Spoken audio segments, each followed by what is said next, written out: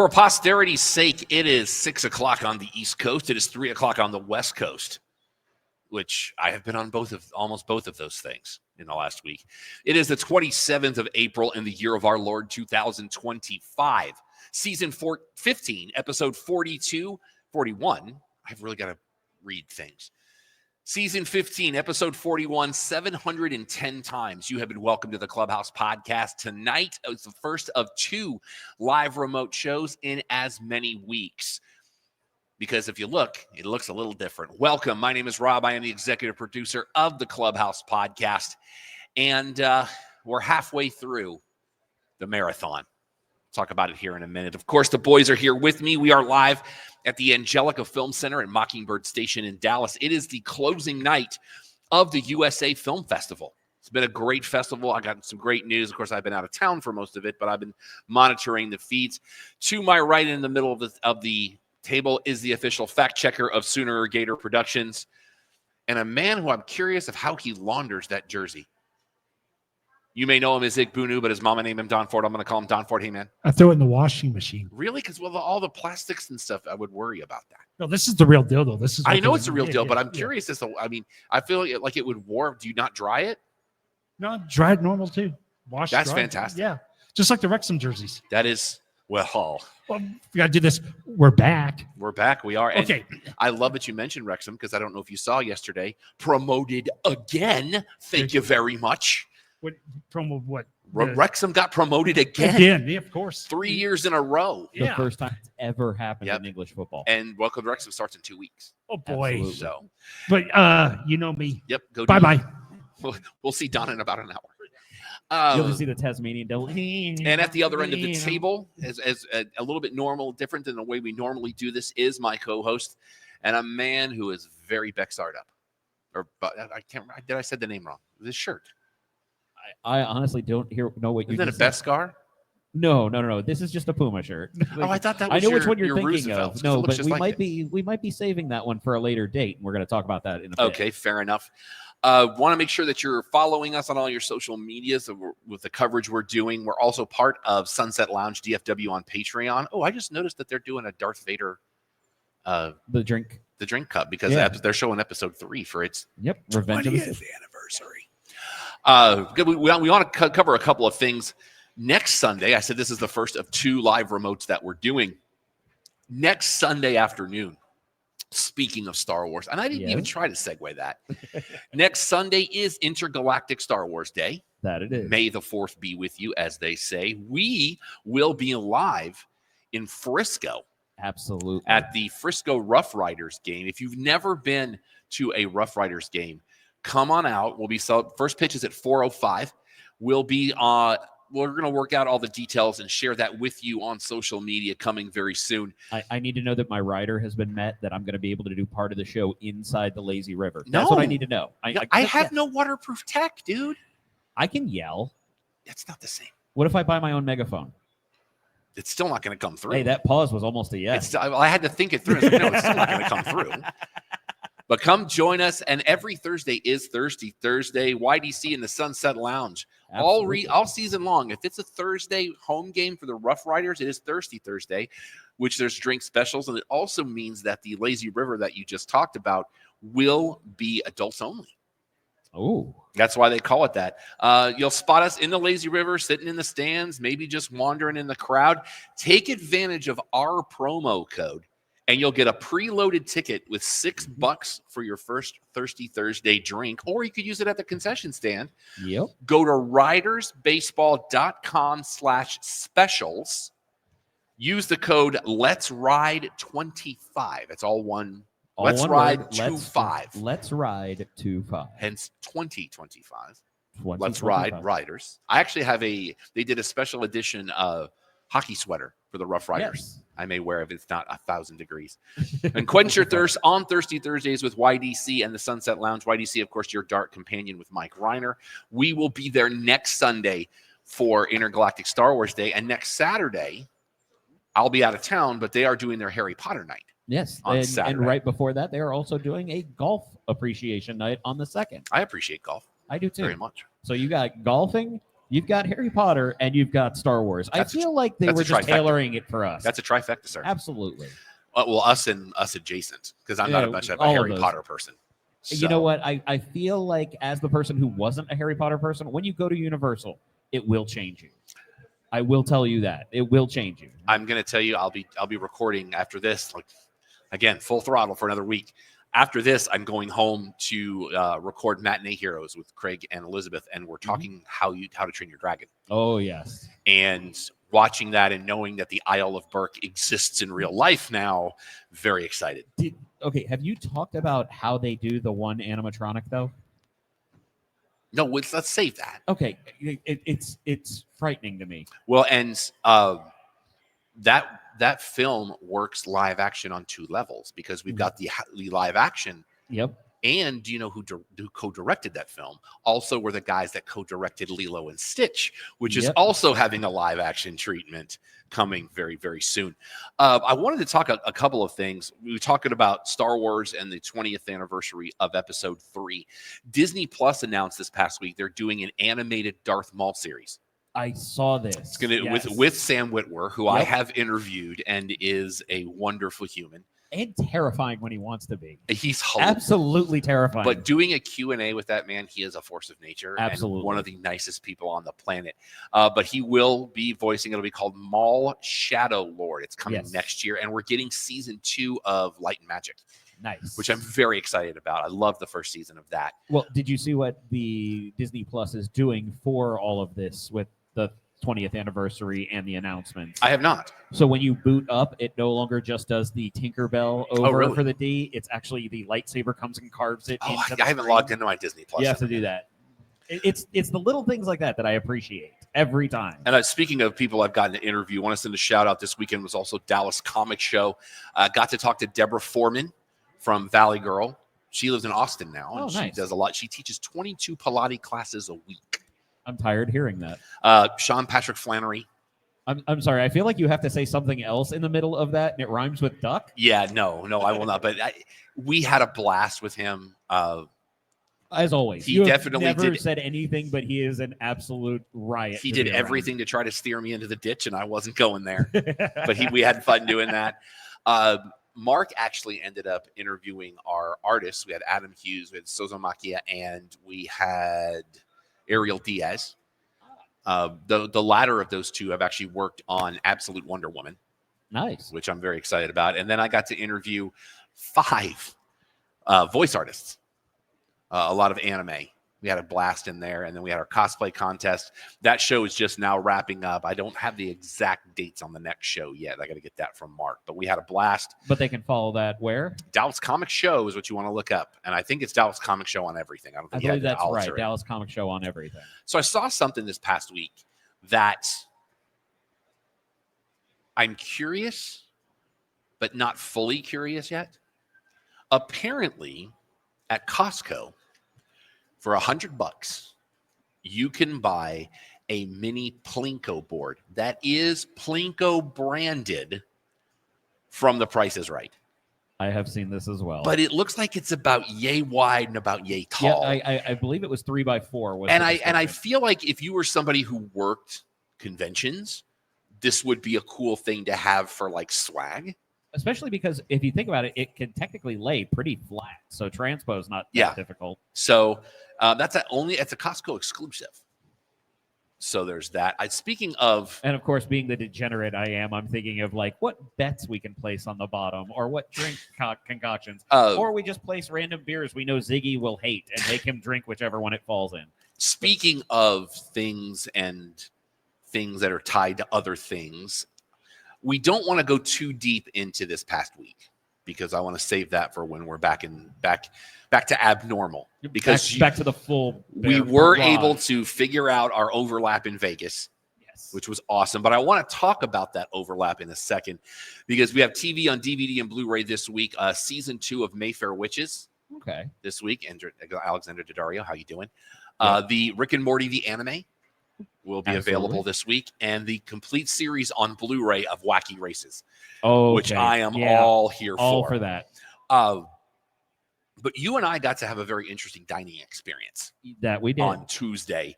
And honestly, I'm still shocked without saying anything too far. I'm still shocked. I thought that was going to be a one-off. Well, and there's a couple of things about it. At the MGM Grand, and you would be shocked at how many people I talked to that didn't even know it was there. I'm like, are you not paying attention? They're advertising it all over the place. But Netflix has I don't want to call it a pop-up because it seems like it's going to be there for a minute. It does. It does look like a more permanent structure than a pop-up. It is a restaurant called Netflix Bites, and you walk into a huge mouth. And you might as well just embrace the dad joke on the way in. And if you follow me on social media, I put the picture of you and me and Sean right in front of the entrance. Yep. And I took a bunch of pictures in there, but I haven't posted those yet. First of all, shout out Netflix because they had every right to half-ace this thing. Any kind of pop-up that's branded, you have a greater than zero chance of average food. Yeah, you're basically checking the box, moving along. You're not reinventing the wheel. Yeah, you're not getting Jackrabbit Slims. Exactly. Netflix did a great job with this. Fantastic. The branding on the menu, which I took pictures because I had to have pictures of that menu because, like I said, embrace the dad joke. Well, they had a whole section just for Stranger Things. That is true. And their ultra spicy pizza said it was hot enough to bring Chrissy back from the other side. I've met her dad. I still want to do the Squid Games wings. So let's talk about that. But I wasn't going to do it right before a flight. So they have a Squid Games wings appetizer where it's like I said, like 6 different. It melts your face to a mild. So they bring them out with a spinning wheel that has the doll in front of it. The red light, green light doll for those that have watched. So the thing is, you have to spin this wheel. Yep. And whatever it lands on, you have to eat. That's your sauce. Yep. Which I thought that was fantastic. Like I said, I wanted to try it, but I had a flight in less than 3 hours after that, and I wasn't going to subject anybody to this. They have a dessert. Remember the dessert? It's a chocolate volcano. Yes. Don, you should be listening to this. It's a chocolate volcano. And you react like the kid. We're talking about Alex and I going to the Netflix restaurant at MGM. The Squid Games. So this chocolate volcano, and everybody at the table gets a gummy bear. Yep. Then you place your gummy bear on the volcano. Now, real quick, this is like a foot to a foot and a half tall chocolate It's volcano. about yay tall. This isn't just a little lava cake. About yay tall. And once everybody puts their gummy bear on the volcano, the server gets the hot lava and pours it in the volcano. Inflamed bananas Foster. And the contest is whose gummy bear stays stuck on there the longest. And then after that, the lava collapses the volcano and you just eat the whole thing. Okay. It was really cool, but the anxiety was flaring because the little kid kept trying to grab his gummy bear while the flame was still going. That was 27. Okay. Also, but like he kept wanting to. It's like, I'm gonna pet that dog. It's like, no. But it puts that Chili's molten thing to oh yeah, big time. Then I had the WWE burger. Yes. Maybe don't describe the onions as Oklahoma saute because who you referencing at that point? Well, at that point, that's just go ahead and sue us. That's advertising. Yeah. It was very good. Very much. It was. I won't say it was a standard burger, but it was. I didn't feel like it came out of a warmer. I feel like they actually felt like they made genuinely made it, but it wasn't like crafted. Sean had a club sandwich, if I remember correctly. Yes. And then there's what you had. I can't even remember what it was called, but it was delicious. Careful with where you're holding it. I think that's what's it's cutting in and out a little bit. Oh, I'm So above the button. but hold down a little bit. I think is what's going on. There we go. Okay. I don't remember what it was called, but it was delicious. So they have a show called Sex Education, which is about a kid and how he deals with that in high school. Not only were the wet naps for this thing Sex Education branded so as to look like a prophylactic. Yep. This was a very, very large Italian sausage sandwich. Yes, it was. And it was delightful. Oh, man alive. I was just like, I'm still taking a picture of this, but dear God. Oh, no. And I highly recommend it. It was a fantastic Italian sausage. But at the same time, I still don't understand the Dijonnaise that goes on it. Get that away. How's your battery on that thing? Have you got 3 lines? All full. Okay. It's cutting in and out, and I don't know. Weird. But yeah, no, have them take that off. They didn't have a provolone to throw on it, or maybe I would have them throw some red sauce on there. And they had cool little neon signs of quotes like, "Yep, turn your meal up to an 11. I bon appetit that." Set sail on an ocean of flavor. They had a nice mural on the back wall, and they had print paintings all over the place that represent different things from their different properties. But very cool. Yeah, very cool artwork. Very much. I like the Cobra Kai one they had a lot. Cobra Kai is hard. The WWE one was cool. They had some Bridgerton stuff. Yeah, they had some strange. They had one of the Squid Game guys as a hot dog. Yep. But I would highly recommend it. No, and I'm very independent of everything, like you were saying. If it was just that food as a quick option, I'd still recommend it. Yeah. The fact that it was also the Netflix theme is just a bonus because the food was genuinely good. And they have a separate bar. Yes. So, which we didn't check it, but they did have. They do have their own special concoctions.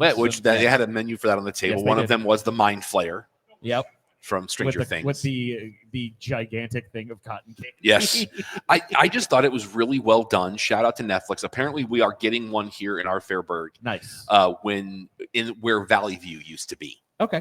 Right there at Preston and 635. Well, I endorse going regardless. They're doing like a whole Netflix allegedly. Last I heard. Yeah. There was going to be like a whole Netflix like immersive experience. Okay. So hopefully the Netflix fights will be they've done a lot of really cool stuff with that, even in just Stranger Things out in Vegas. And I feel like that may be your tester realm for a lot of those things they've been doing that are now going to show up in other areas like here. I kind of wish they would have had like a merch store. I'm sorry? I wish they had because at one point they had the Stranger Things pop up. Last time I was there for Courtney's wedding.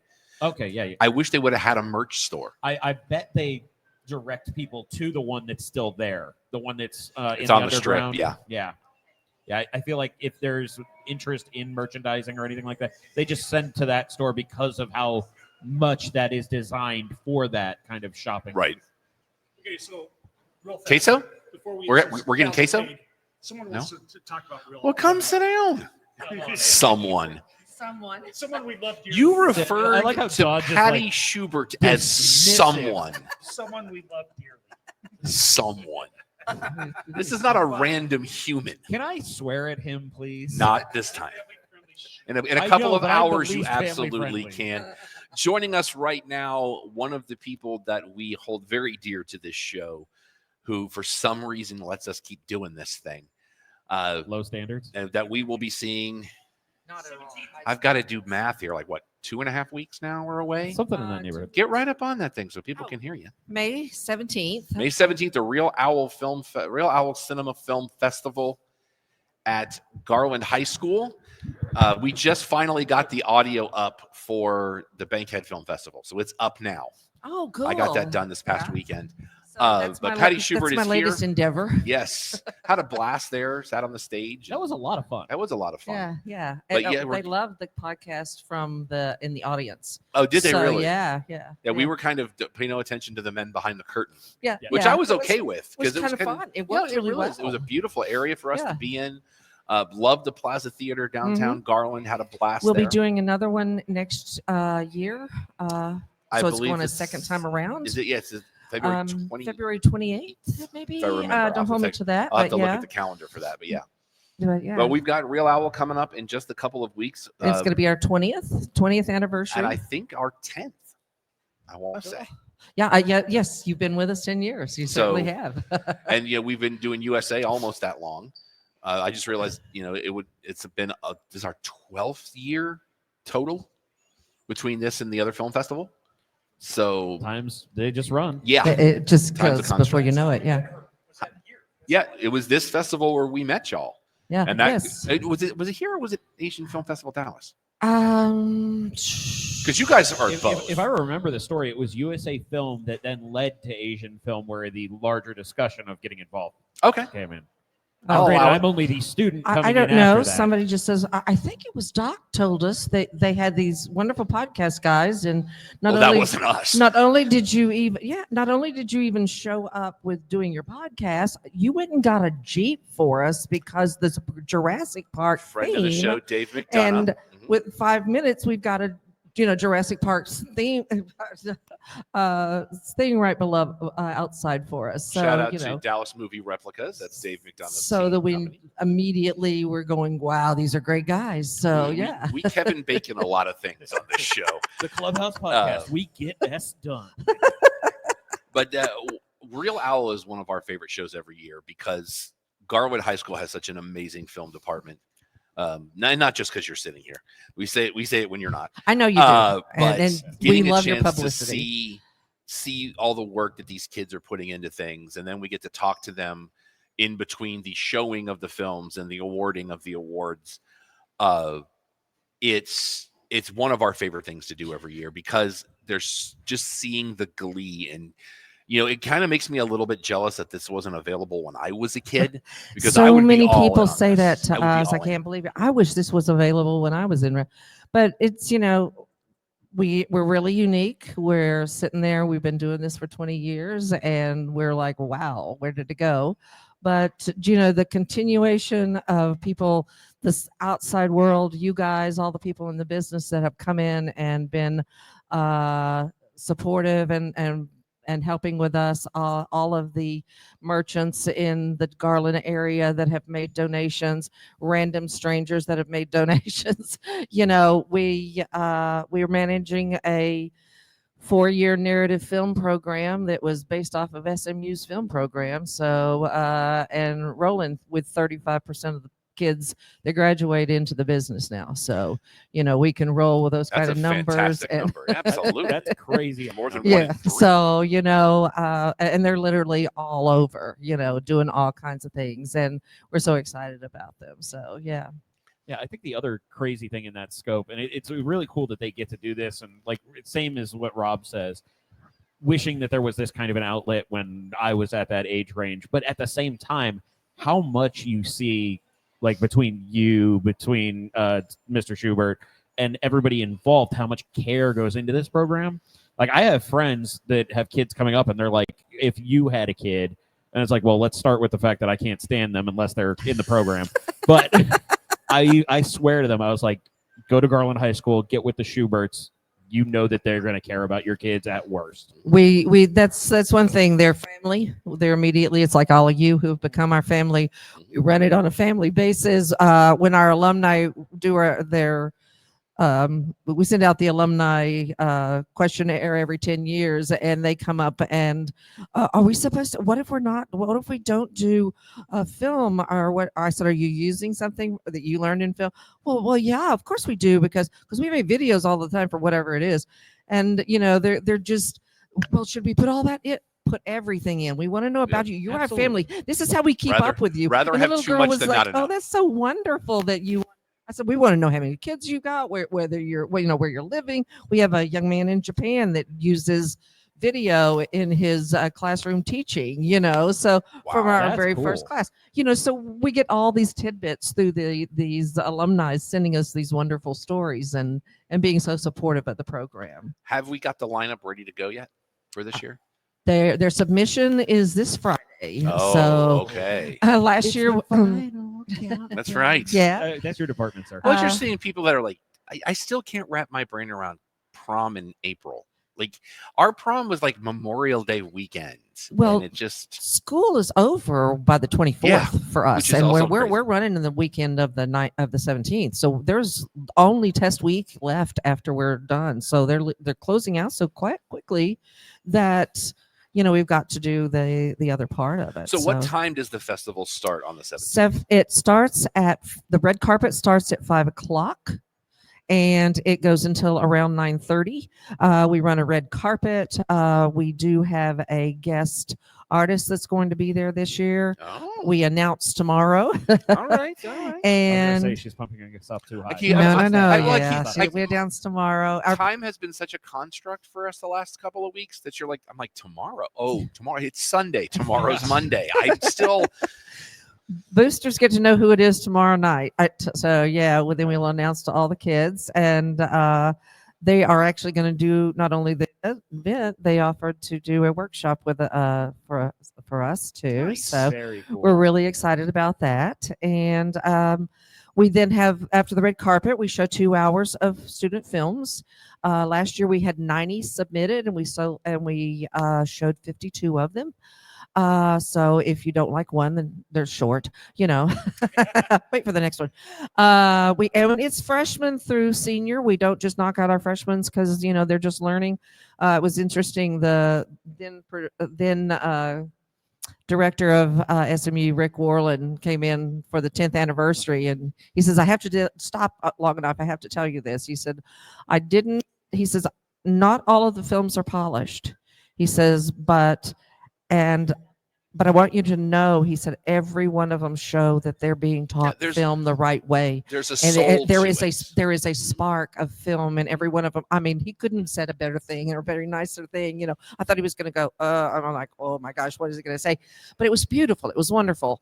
And that's the whole thing. All of the films are not as polished as they should be, but you're seeing 9th grade work, 10th grade work, 11th. We get as many varied students into the festival as we can. That's how we choose.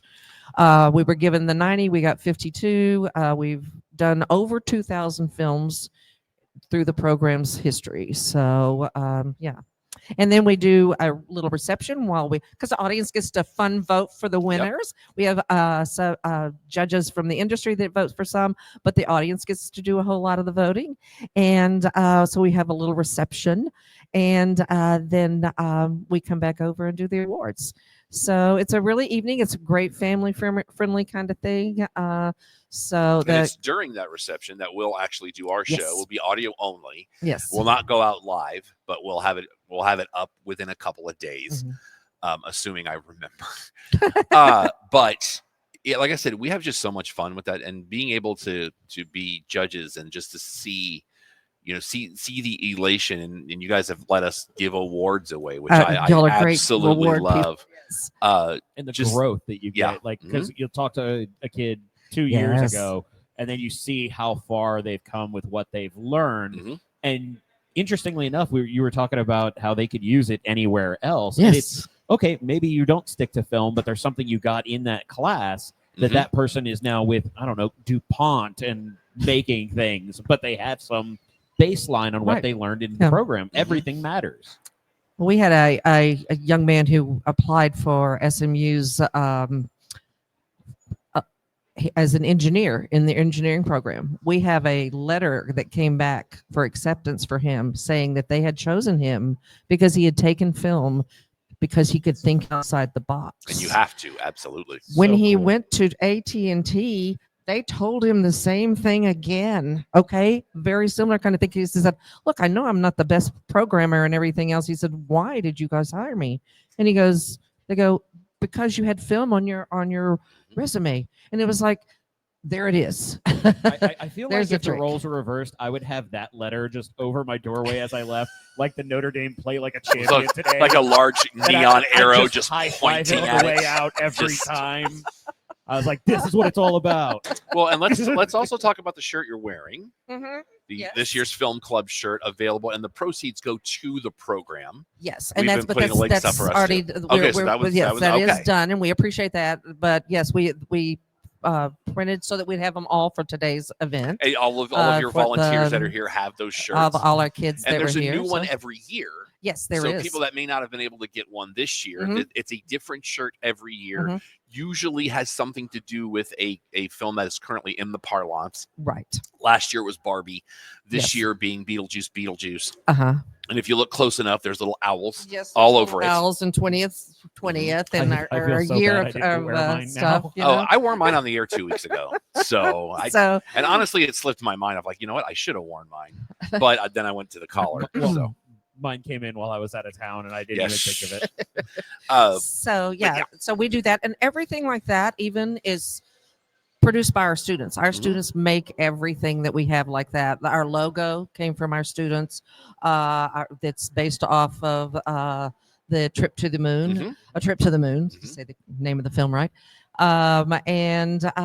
Just we try to give them all kinds of creative outlets, everything we can give them. And thanks again to the people that are wonderful to be able to help us that are in the industry. Oh, we're happy to.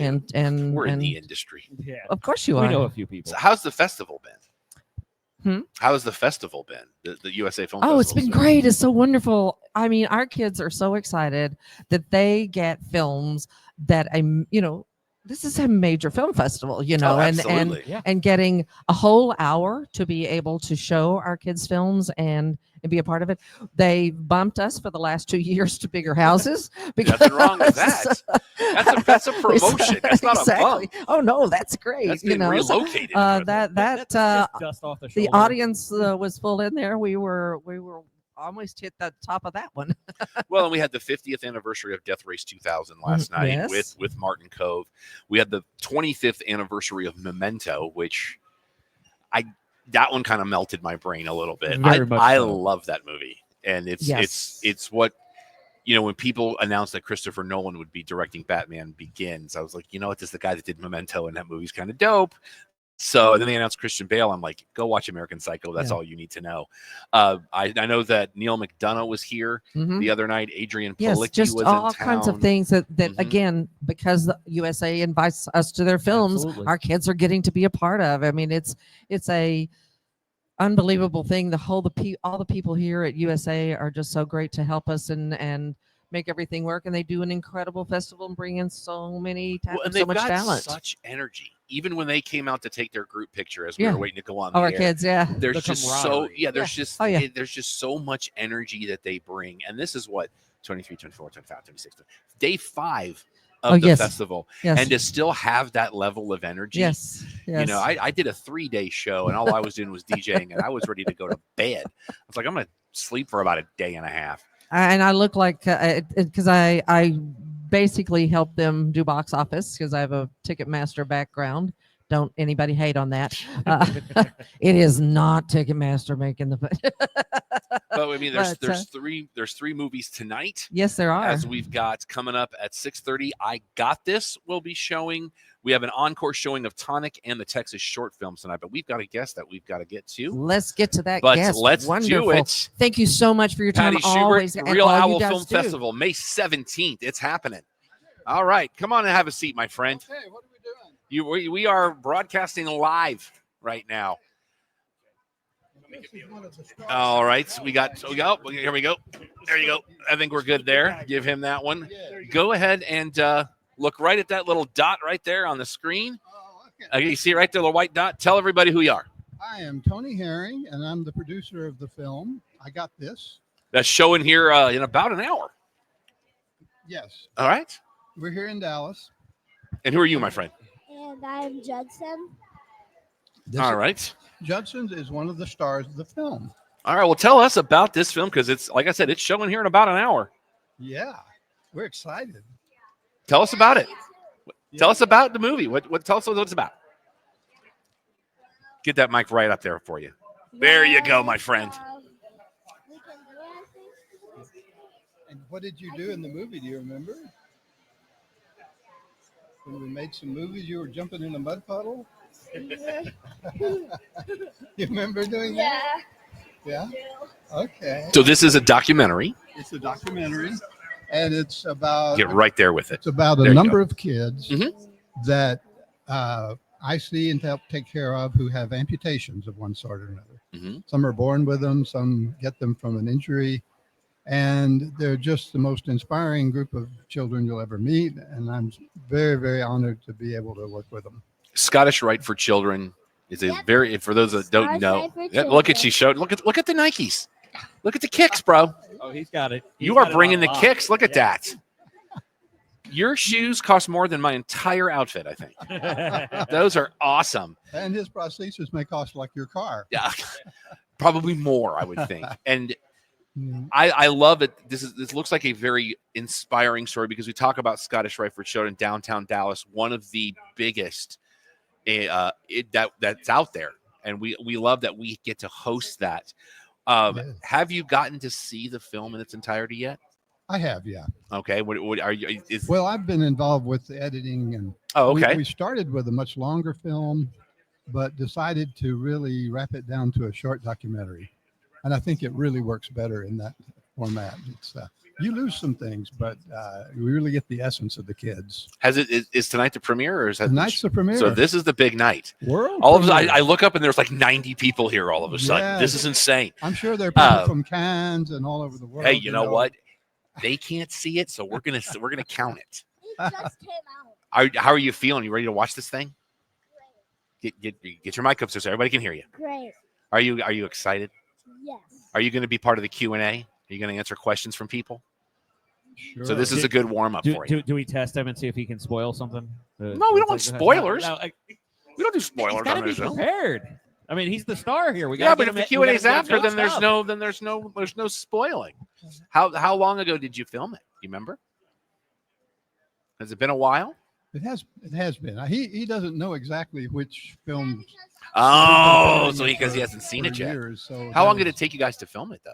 Well, we have really, some of our films go back 50 years.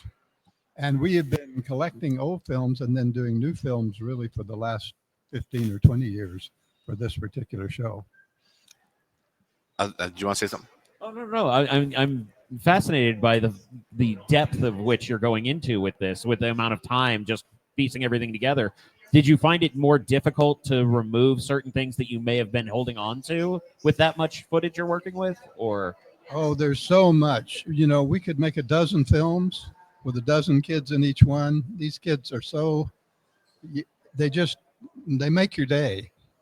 They're so fun to work with. And That's awesome. you see them do awesome things all the time.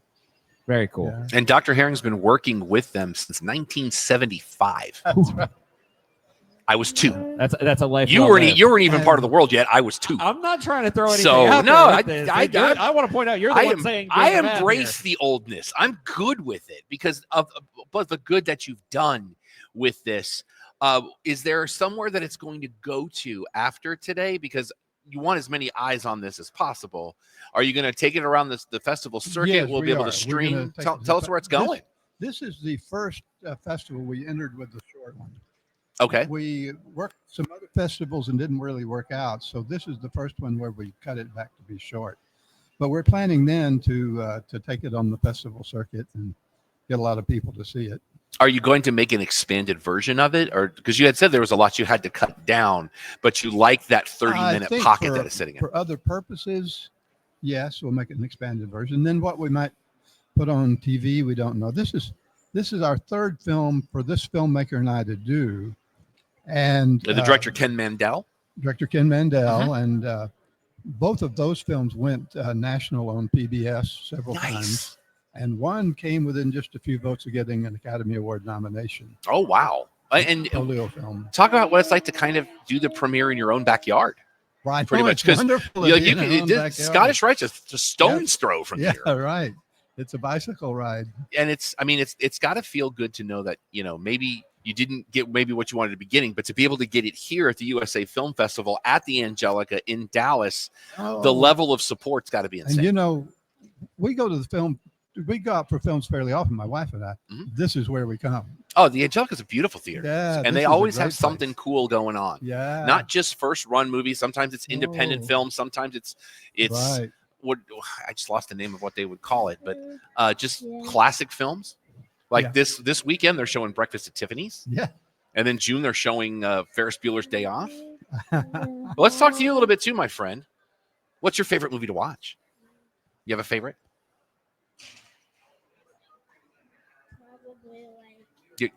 Everybody hear you. There you go. I don't know. You don't know? There's a lot of movies. There is a lot of movies.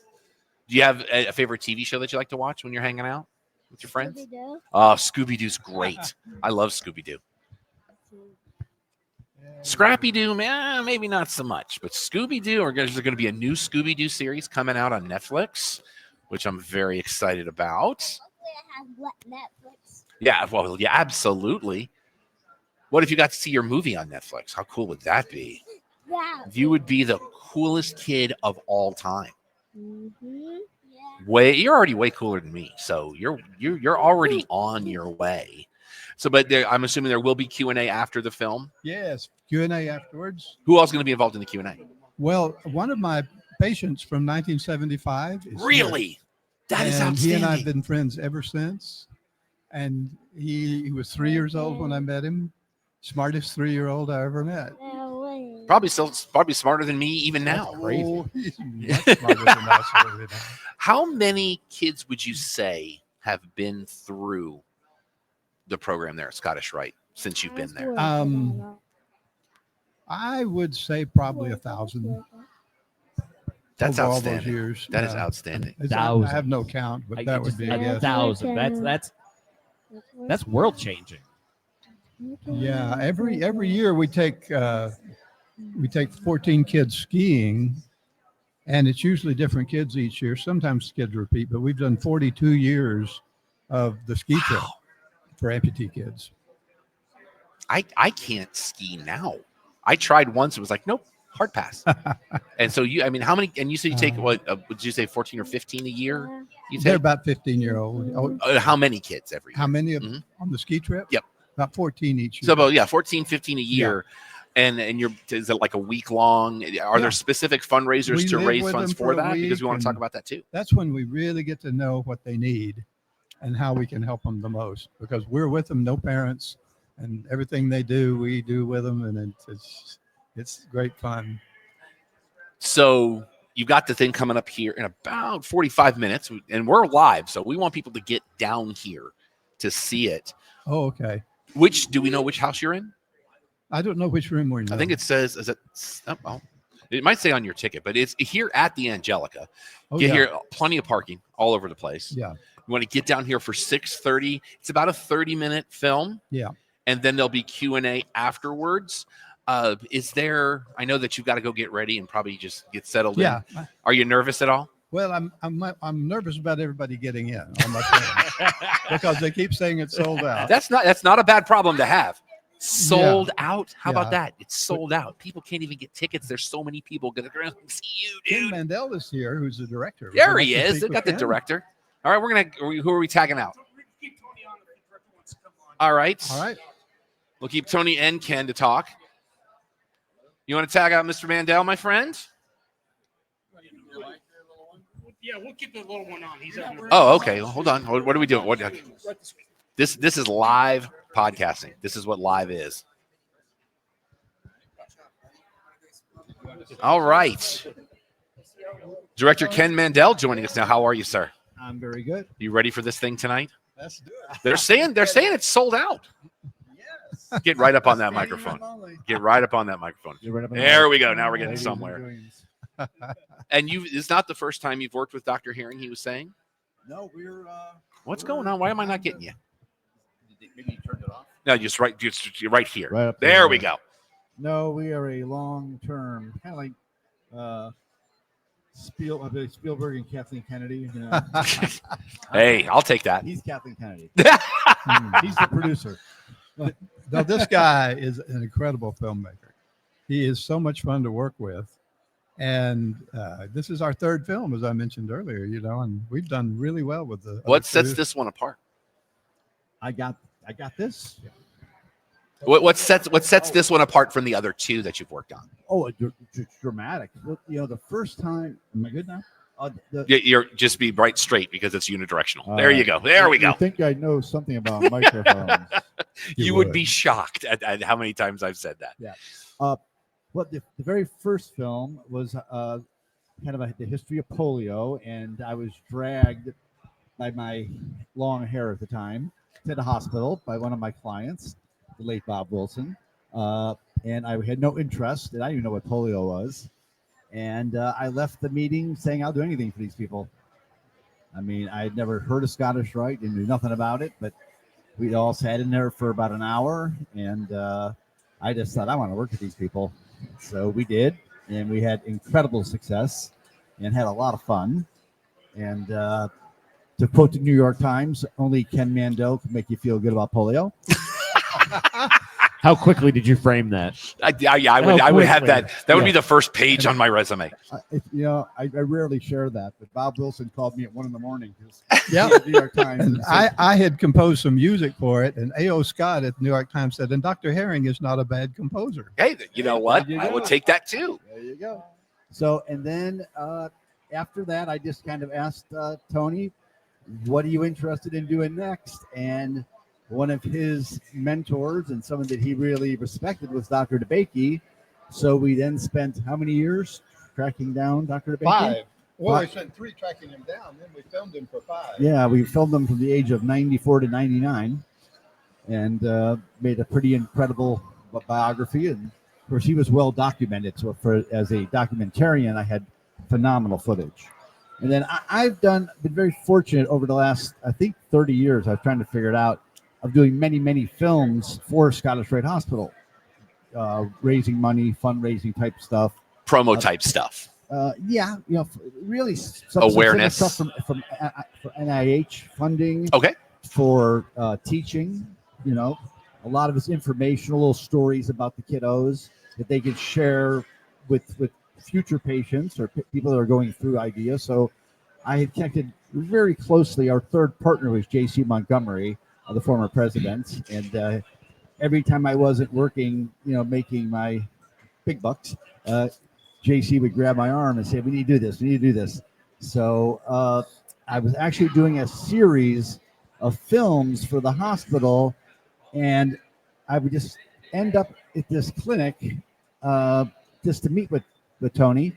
And it was the oddest clinic because JC would bring people down, and I was hearing the reactions of not the parents, of not the kids, but of these other people saying, JC dragged me down here, but I can't believe what I'm seeing. This is the funnest thing I've ever seen. And at that point, one day I mentioned to Tony, I said, I think this clinic could make an interesting film. And by golly, I think it did. When did we actually get started? I think the first clinic filming was 2014. My footage. 2014. Because how I know is by my cameras. So any filmmakers out there listening know what has happened. I was we did polio on 16 millimeter, and then we moved into the digital age with the DV cams and all that stuff. So I know the very first footage was still DV footage. And then it became the high def footage, and then it became the 4K footage. So I kind of know my timeline. I thought you wanted to ask a question, Alex. Sounded like you had something on your mind you wanted to ask. Oh no, I'm just trying to lock in. Yeah, Alex doesn't have headphones on. I don't have headphones, so I'm trying to really intently listen. And I always have something I forget. The headphone stuff is what I forgot this time for the. So Dr. Herring and I were talking earlier. He said, you had to cut it down to that 30 minutes, and you like that 30-minute pocket. But down the road, maybe expanding out with some of the other footage. What are your thoughts on that? That's my dream. Mm-hmm. So I actually have a longer version ready, and we're hoping that the powers that be at Scottish Rite will allow us to share that. There's a couple more patients in it. There's a few more of the doctors kind of telling some of their stories and their relationships with Dr. Herring. So I always like the longer. Look, as a director, of course you do. Alex does have a question. But you were talking about with expanding it out being the dream. Would you more prefer to have a more extended, more feature-length documentary, or would you rather do more of a short series where you maybe get 6-hour-long episodes where you can tell every bit of the story you want? Ooh, I like that. Burnsy. I'm here for it. If someone wanted to do, as a matter of fact, someone at the hospital had mentioned to us, why didn't you cover everything that Dr. Herring has done?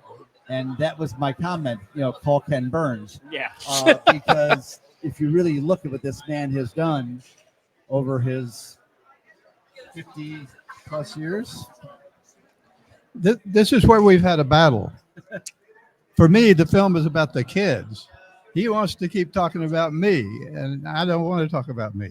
I wanted to call the film Dr. Tony, and I was shut down. I came up with the title. Yes. I got this was my idea. Well, I think the thing that's interesting. No, keep going. I've got to check something on the other end. Yeah, no, the thing with Dr. Herring is he's such a team player. I mean, what you really see at Scottish Rite is an enormous amount of teamwork. And he doesn't want to take credit for anything. And his team, they are all amazing. And when I first got there, it was a much smaller team than it is now. The hospital has obviously grown since 1998 when I arrived. But Tony's very generous, and he's trained hundreds and hundreds, if not thousands, of doctors. And but I think he feels every one of them is an equal or a better. He will tell you. People might debate that, but he's a fantastic mentor. And but there are so many stories. I mean, Scottish is an endless set of stories, and they have a wonderful media department that continuously puts out stories. And people go to their website, they'll see lots of patient stories. So, but it is endless, and the history with Dr. Herring, going back to when he first got there, what the research department really did, and what he's done for all the pediatric orthopedics, I think is the big story. He doesn't want to talk about that, but. And I remember being in, was it the Library of Congress when you saw your books? Oh, that was cool. We were walking through the Library of Congress, and we were working on a different project, and he stopped and kind of took a little pause, and there was the orthopedics? Yeah, our orthopedic tech. It sounds almost like this is that concept of nobody has to tell you you're the king. You know you're the king. Well, and how do you just play it cool when you're like, yeah, it's in the Library of Congress? I would be losing my mind. I'm gonna tell you about one of the outtakes that will be in the long version. He went to Woodstock. Nice. That is fantastic. And they clarify that their brownies were clean. Yes. Let me tell the rest of the story. Quick before this. We were a little old for Woodstock. We were like 29 years old, but a bunch of buddies got some tickets. We got there having no idea what was going to happen. All of a sudden, you walk over the hill, and there are 500,000 people, and a stage way down here. That night, we're sitting way back, and they announced, would a doctor come to the stage? We have an emergency. So my wife and I go running all the way down to the stage. We get on the back of the stage between sets, and the stage manager comes over and said, you the doctor? I said, yeah. Well, everything's okay. We don't need you right now, but thanks for coming up. And it's between sets. He walks over here. And I see a photographer pit on the front of the stage. We hop in it. And so my wife and I are like this on the edge of the stage. And the next act is Janis Joplin. And she was spitting on us. Oh, dear. We were within spitting distance. and we stayed in the pit for a couple of hours, and they finally threw us out. See, that's cool. That makes my Real Big Fish story really crappy. Yeah, like how do you top that? Like, yeah, I was working security. You know what? We'll just stick with your story. You just hear, oh my gosh. You just hear, is there a doctor in the house? Hi, how you doing? Yeah. Goodness mercy. Okay, and that could lead us into our next ad read. It's like, oh my God, I just realized what this is. We know that you guys are getting ready for the premiere. Very excited for this. But so we want to let you guys go get ready. But before we do, we want to do shameless self-promotion. So where can they contact you? Where, like, social media, websites, the whole nine, if they want this film or just to get in contact with you? How do they do that?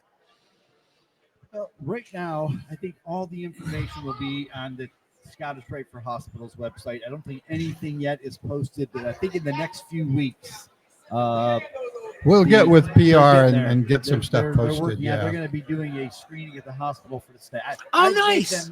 I've kept this film a secret. So I was very tough, and we only showed to a very few people, and I just really didn't allow them to do a screening at the hospital yet. So by the time we do that, which I hope is pretty soon, I think we'll have much more info about it on the official Scottish Rite for Hospital. Mhm. Is that correct? What website? This is Ken Mandel, Dr. Tony Herring. It's called I Got This, the world premiere tonight. Sold out. Coming up at 6:30, but keep an eye out for the documentary. Gentlemen, thank you so much. Thank you. Absolute honor to have you with us. We are the Clubhouse Podcast. We are live at the Angelica Film Center at Mockingbird Station. And Alex, I got a question for you. And it's a question I think that you will be very interested to answer as you get your mic put up back on the thing. Yeah. Okay, no, because you got to talk because we have to do the spot. We are doing the ad read, but you have to help me. Oh, okay. Okay, well, we'll make it work. We're good. So, Alex and I both deal with things of this nature. What if you could free yourself of pain, anxiety, and sleep at night? Yes. And what if you could do it naturally? Yes. One of the sponsors of our network, Sunset Lounge DFW, is the CBD House of Healing. The CBD House of Healing. It is a women-owned CBD boutique that wants to help in those categories. They carry only products from their lab. So they know it from top to bottom. They meet the highest quality and purity standards. Summer Hansen is their owner. She's also an RN. Nice. So she emphasizes building trusted relationships through education, giving you the knowledge to care for yourself. That's their ultimate goal because good. Self-care is a big thing. Absolutely. You're going to find that's always there for you. Yep, you're going to find them the relief from the aches and the pains and the emotional stress and drain and sleep again. You can go online, cbddallas.com. cbddallas.com. cbddallas.com, or you could drop in and grab a slushie. 8550 Plano Road. 8550 Plano Road. It's Suite 101. 101 in Dallas. So we'll have to look that up on the magic box and see where that is so we can give you the intersection. Begin your healing at the House of Healing. And just this past week, they hosted our first music roundtable. They did. With YDC. That was a really, really cool setup with all of the different people involved. I'm really proud that came together for them. I'm looking it up right now. Mike was just excited as all get out for it. Yeah. Well, he's Mike Reiner. He gets what he wants. He's our guy. Yeah. Looks like this is located on Plano Road, just north of Northwest Highway. So south of LBJ. That's right across the street from Tailgater Sports Bar and Grill. Okay. So that's where 8550 Plano Road, Suite 101 is where you want to be for CBD Dallas, also called the House of Healing.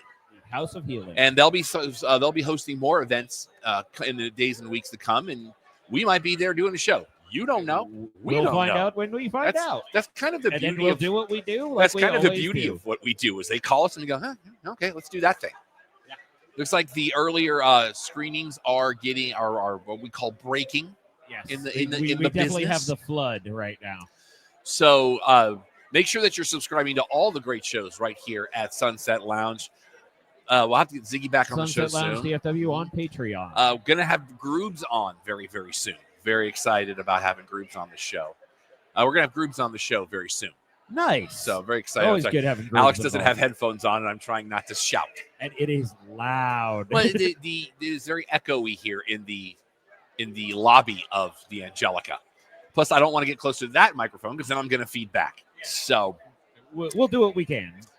Let's take a look and see some other things. Also announced this past week, we have the official date for Star Wars Starfighter, May 28th, 2027 with Ryan Gosling. I forgot about the Gosling rumor with this. I only remembered the Starfighter name over and over again.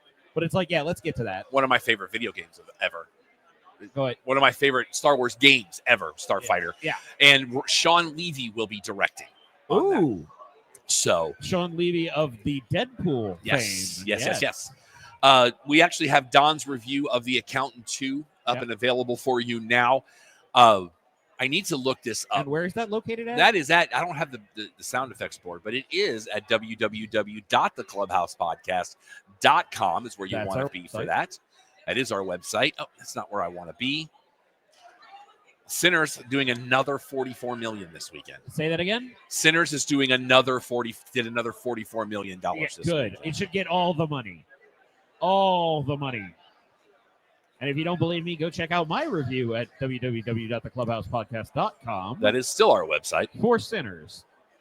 There is another movie that released this week that I want to talk about because it is doc-worthy. Another movie that's releasing this week that is doc-worthy. Oh, no. It's called Bears on a Ship. Stranded travelers opt for a sea journey to the U.S. during a Mexican airline strike, unaware that there are 2 man-eating bears on the ship.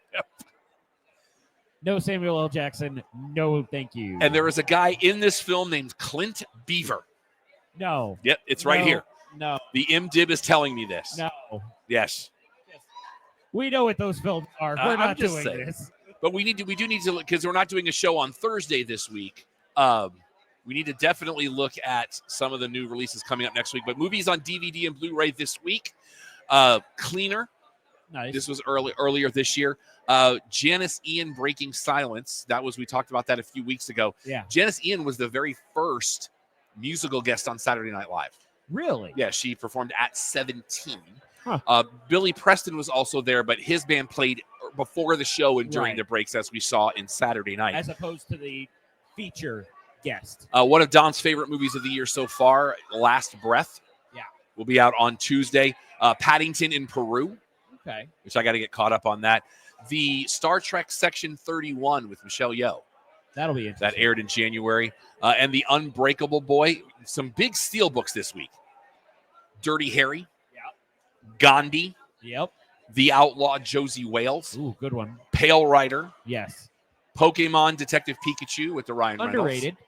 And Stripes. Oh. This week.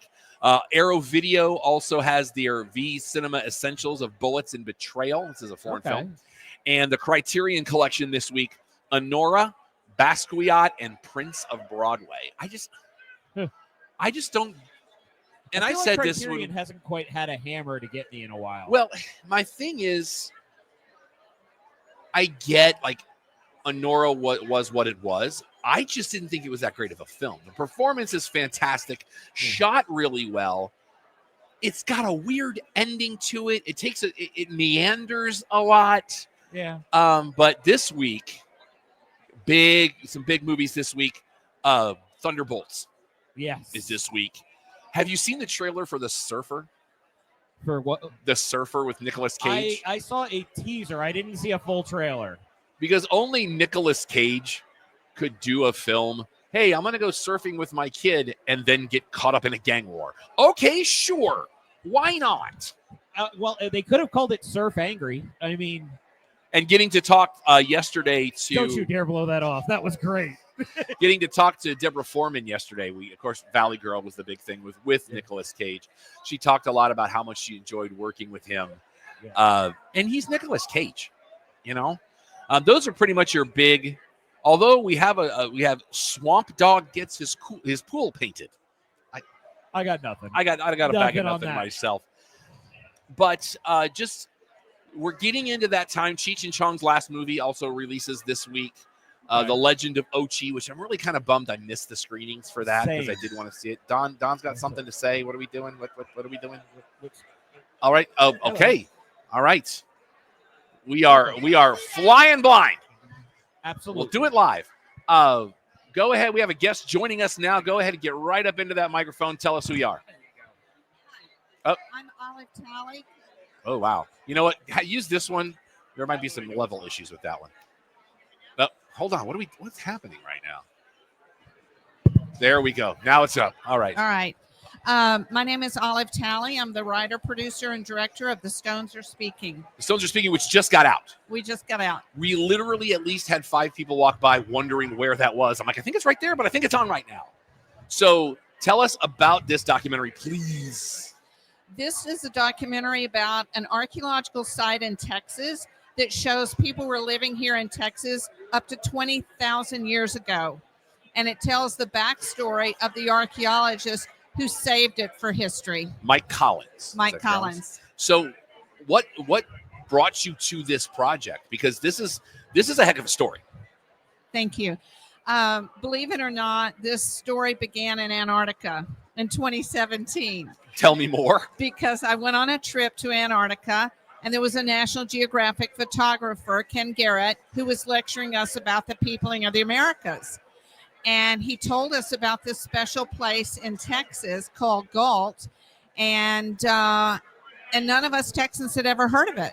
So we were surprised. And I'm a reporter, longtime reporter in Texas. And so I just got curious and started asking questions and digging in. So you got the Nat Geo pin. Is this a Nat Geo production? No, Okay. it's not. Okay. I'm doing this in honor of Ken because he got me started on this journey. Okay, all right. Was tonight the premiere? Was today the premiere? No, we had our theatrical premiere at the Austin Film Festival in October. Okay. But this is the second film festival that we've shown it, and it's the first time it's been shown theatrically in Dallas. All right, we'll take that. I'm assuming you did a Q&A after. Yes. Tell me how the Q&A went. It was fabulous. People were very curious, and people liked the film, and they really like the uplifting, positive nature of it. Well, and it seems like this would be a very positive story to tell because, again, 20,000 years ago, Yes. like before Texas was even, I can't even imagine some of the finds that, tell us about some of the things, I don't know if you want to, if it's a spoiler or not, but tell us about some of the things that you were able to find during this dig. Well, so what they found was people use this place as a gathering place century after century, millennium after millennium. People came through here because it had water, it had food sources. The animals that the people were hunting to eat came to the water. And then most importantly, you had this supply of chert called flint. And that's what people made their stone tools out of to survive, whether it was cutting grass or butchering something or whatever. And so it had all the ideal elements for prehistoric life. And people just came back and back and back. So the fact that you have this layer cake of artifacts that show a layer cake of time is remarkable. This site is the most prolific Clovis site in North America. What kind of a time span was there of you filming this documentary? From about 500 years ago all the way back I'm talking to about when you 20,000. actually filmed it. Oh, I'm sorry. When I I was like, if you filmed this for 500 years, I have questions. Yes. I started filming in 2020, right before the pandemic. Oh, hit. wow. So when the world shuts down, I did not. so I was going to say, what were you able to do in that 8 to 10 months? Were you just continuing on the dig?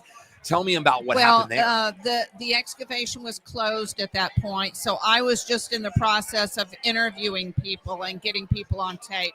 So, but because we could shoot outside and outdoors, we could keep 20 feet or so between us, and it was great. And then, so when did you finish the principal photography itself? I would say late 22, early 23. So you didn't have a large window for post if you've already premiered it last year, being 24. Yes. We've been in post for over a year and a half, almost 2 years. Is the film where you want it to be, or are you still tinkering with it? No. Well, a filmmaker is never finished. Yeah, you're always looking. I want to take that. I want to go here. Maybe I could move this, but I'm done. I've got to be done. We premiered on broadcast on PBS in March. Oh, wow. And so, but we had to cut it down to 56 minutes. This version is the director's cut at 85 minutes. And This is the sweet spot. So with this version, if you have your druthers, where does it go? It's going on Apple and Amazon and Google, and it will start streaming on those services after May the 2nd. So next weekend Or the week after that. I'm waiting for a firm date, but yeah. Are you still going to take it to festivals, or is that going to be the thing at that point? I wouldn't mind going to some festivals if they want the film after it's been out there a little bit, I'd love to show it because I love festivals now. I mean, it's a whole different, it's a vibe, as the kids say, right? It's a very cool vibe. And you get to actually interact. How is it for you as the filmmaker? Because documentaries are their own sport, basically. You've got narratives, you've got documentaries, but documentaries kind of a whole different thing. When you're watching it in a theater with an audience, how hard is it for you as a filmmaker to be able to be like, okay, are they going to hit the beats? Or can you just relax and enjoy the ride with the audience? I relaxed and enjoyed the ride because I was feeling such a relief getting it done and getting it out here. But I was listening. I wanted to hear what people laughed at and what people sighed about and what moved people to tears. So it's a fun experience to be sitting in that theater and trying to listen to people's reactions. They just told me I got 3 minutes left with you. Okay. So we want to do shameless self-promotion. So after today, because the film's already screened, where can they connect with you? Where can they connect with the film? Give us websites, give us social media, give us everything. Okay. You can catch everything about what's happening with the film on our website, thestonesarespeaking.com. We will be streaming on Apple, Amazon, and Google, we hope, after May the 2nd or May the 5th. You can also watch a free, shorter version of it on the PBS app. And then we will be screening at the Archaeology Channel International Film Festival in Eugene, Oregon on May the 17th. The same city where the only blockbuster left standing is, Eugene, Oregon. That's also a great documentary if you haven't seen it. So check that out. The Stones Are Speaking. This is Olivia Talley. Thank you so much for sitting down with us. Go enjoy your evening, my friend. Thank you. Thank you so much. This is the Clubhouse Podcast. We are live at the Angelica. We're actually doing video this time. But go and they're telling me you've got to go. So, all right, we'll do this. All right, we're tagging out. All right. Thank you so much. This was amazing. Thank you so much. We're going to be checking it out for sure. All right, we've got more guests. We're hoping we can get some. I'm going to check the volume on that microphone. All right. Get right up on those microphones. Get Alex right up on is that going to mic, cover me Derek. for a minute and tell us who you are. All right. I'm Jason Starn. I'm the producer and editor here with the movie Tonic. Okay. Yeah, I'm going to go check the level on that one. Yeah. Oh, we can keep going. Feel free. You can take the mics off if you want. I'll hold it. It's easier. There you go. Yeah, Thank it you. gets a little easier when you can bring it to you. This is much better. But yeah, give us the full rundown.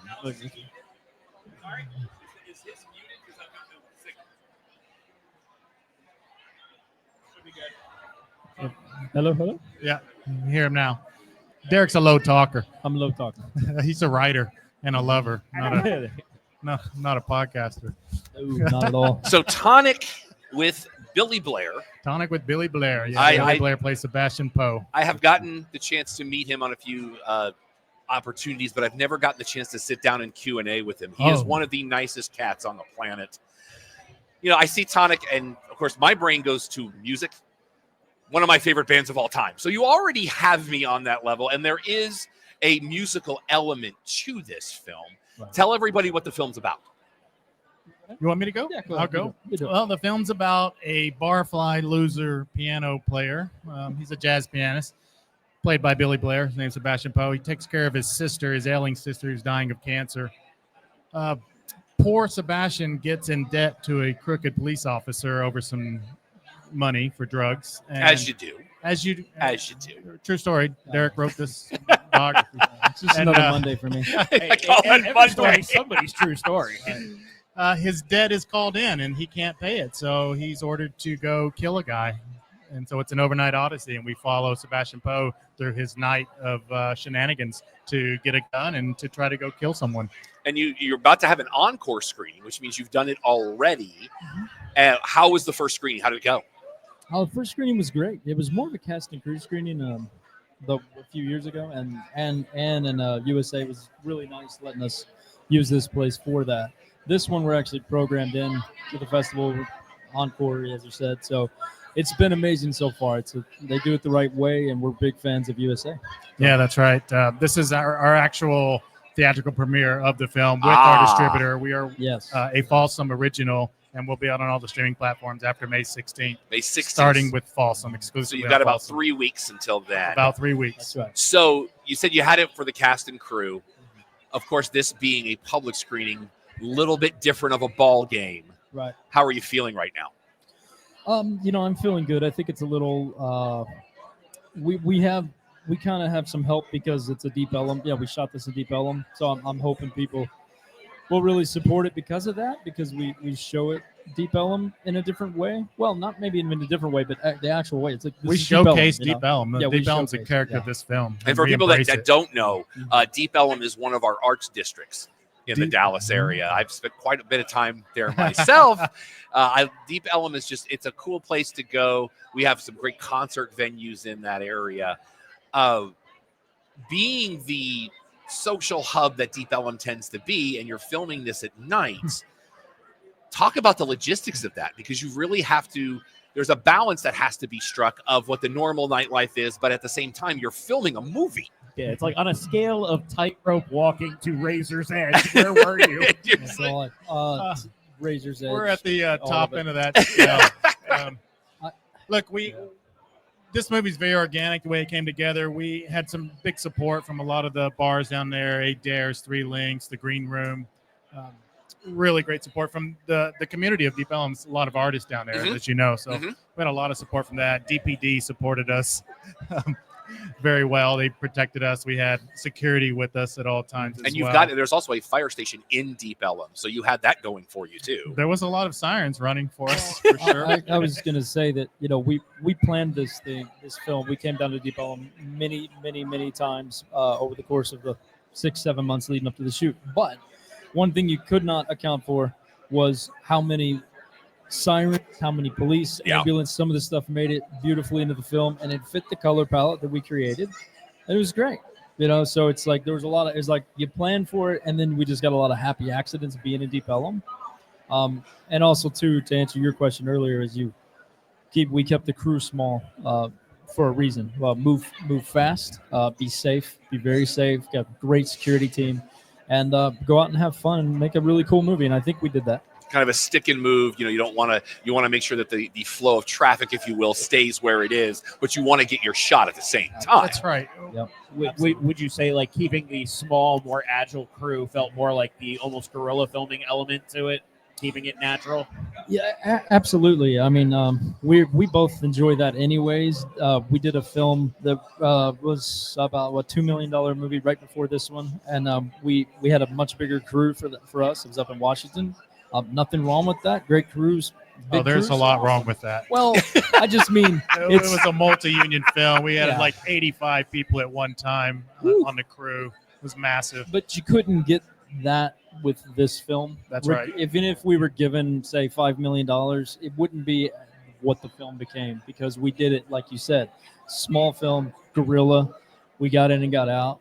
Not to take too much time, but we talked about this earlier, and I think it's on point, is that the first day of shooting, we were supposed to have more time at a Adair's Saloon, and the owner of the club, it was a Monday, and I believe a Monday or Tuesday, and he had a live band we were not anticipating. Oh, dear. And we delayed as long as we could, and he finally said, guys, I can't do it anymore. So they became part of the film. We ended up going to the band, getting their soundtrack. Justin Cashian's his name. Yep. Say, who was the band? Justin Cashian. I think it was Justin Cashian and Friends. And Friends, yeah. Okay, all right. So amazing artist. That had this frenetic energy, this insane energy there in the club. And when we just threw Billy in with our camera and our crew hovered around the outskirts of the bar, the inside was insane, and it was a lot of fun. But we created something really cool. When you talk about having a small crew, I feel like as I'm reading of this film, you want that almost feeling of enclosure of the world he's trying to live in this one night. Was that what you were going for as well? Oh, absolutely. Yeah, we wanted this to feel like this. We wanted it to feel like the world was coming down on him, and we wanted it to be as natural as possible for Billy. He doesn't, he plays a lot in our previous films. He's played some bad guys and villains, and like he's really good at it too. He's really good, but like you said at the beginning, he's a sweetheart. He's just such a nice guy, and that's who Sebastian is. And so putting Billy and letting him be, he was very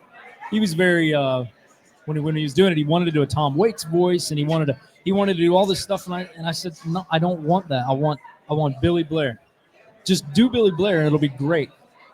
And so he was a little self-conscious about it, and it helps having a small crew. And he's that guy that loves the craft. Yes. and he wants the craft to be the best version of itself. Absolutely. And the times I've gotten to meet him, I just get that vibe from him. He's just, it's like, point me in the direction and let me go. That's right. And I feel, I don't know, in a plot like this, a Tom Waits voice, I'm trying to process that in my head. I'll send you his I would video. love to see, Yeah, you should see his tape. Yeah. It was really good. You said it's going to be streaming here in about 3 weeks. I'm assuming you're doing Q&A after the film tonight. We will be doing Q&A tonight. Yeah. What's next for you guys? Are we just in this moment now? We can say what's going on. I'll plug a movie. I'll just do it. I was a writer on a movie called The Last Rodeo. It showed here. Showed here earlier in the weekend. So yeah, I was a co-writer on that with Neil McDonough, who we both worked with, who's a good friend of ours, and I wrote that film. Very much different than this movie. That's coming out the same time in May for me, and then I've got a film that I'm shooting in the fall in Canada. And that's all I'm going to say about that. But, okay, sometimes you can talk and sometimes you can't. Yeah, Dirk's got a great film that he's going to film in the fall. He's directing, but he and I also co-wrote a script that I'm pretty happy with and focused on right now that we will likely co-direct together. This movie's coming together, and then I've got a few projects in development as well. So, and we should say it a sister kind of sequel, fun little same world as Tonic. Okay. Yeah, same type world right. of Tonic. Yeah. So Cool. Real fun. Anybody else going to be in attendance tonight for this particular screening that you want to plug? Billy Blair is going to be here tonight. Is he going to be here? Amy Masterson, who plays Jane, will be here tonight. John Machado, who plays Joey, the bouncer. His son, John, who plays John, the bartender. I'm sure a lot of the extras will be in here tonight as well. And a lot of the cast, a lot of the crew will be here. Cody Berry, who gets thrown out of the bar, will be here. And of course, Lola Lott, who's my producing partner on this film, also one of the executive producers. She's going to be here. Writer, director, and producer all in one? What's up? Derek was the writer and director. Yeah, he's also a producer. I mean, we were on this film a year before it got started, so this is our fourth movie together. We're like finishing each other's sentences now. So What? My brain just went blank. After tonight, is the film going to go anywhere else before it starts to stream? I mean, it'll be a Folsom original, a Folsom exclusive, so it's going to start there. And then Future Today, which is the parent company of Folsom, is going to put it on the whatever 200 million streaming platforms that are available now. The more the merrier, So right? exactly, we're happy about that. I got to give a shout out. It is your time, my friend. There's a gentleman. He's filming us right now. Actually, his name's John. I don't even know your last name, John, but he's with Dope Ellum. Dope Ellum. John Day, Trepid John. Trepid John. And I gotta say, without these cats, we wouldn't have. But John, you come stand behind him, you'll be on the camera. Well, there is a camera, and he's also doing BTS for us. This is very meta right now. We're shooting you shooting us. We have the hall of Let me mirrors. plug John real quick. This movie's so organic that we actually made our base camp in their building. So Dope Elm supported us. A lot of the scenes are filmed in their building there. Absolutely. Very cool. Yeah, y'all were. I think without them, we were scouting. We met this guy scouting locations. Sammy might be here, by the way. I don't know. She said you got to look. There's JC right there. Oh, Herto. Yeah. So without these guys, this movie, like I said, Deep Ellum, the artist, the support we got from them. This is how this movie came show together. the shirt so we get the shirt on camera because that shirt is Dope Ellum. There we go. Look at that. Nice. That's awesome. If it is one thing we have based this show on, it is shameless self-promotion. So we are completely okay with that. Don, how are we doing on time? Okay. Keep it going. Keep it going, huh? That's because You guys are bringing some energy, and I love it. There's like it's very frenetic, and I am totally here for it.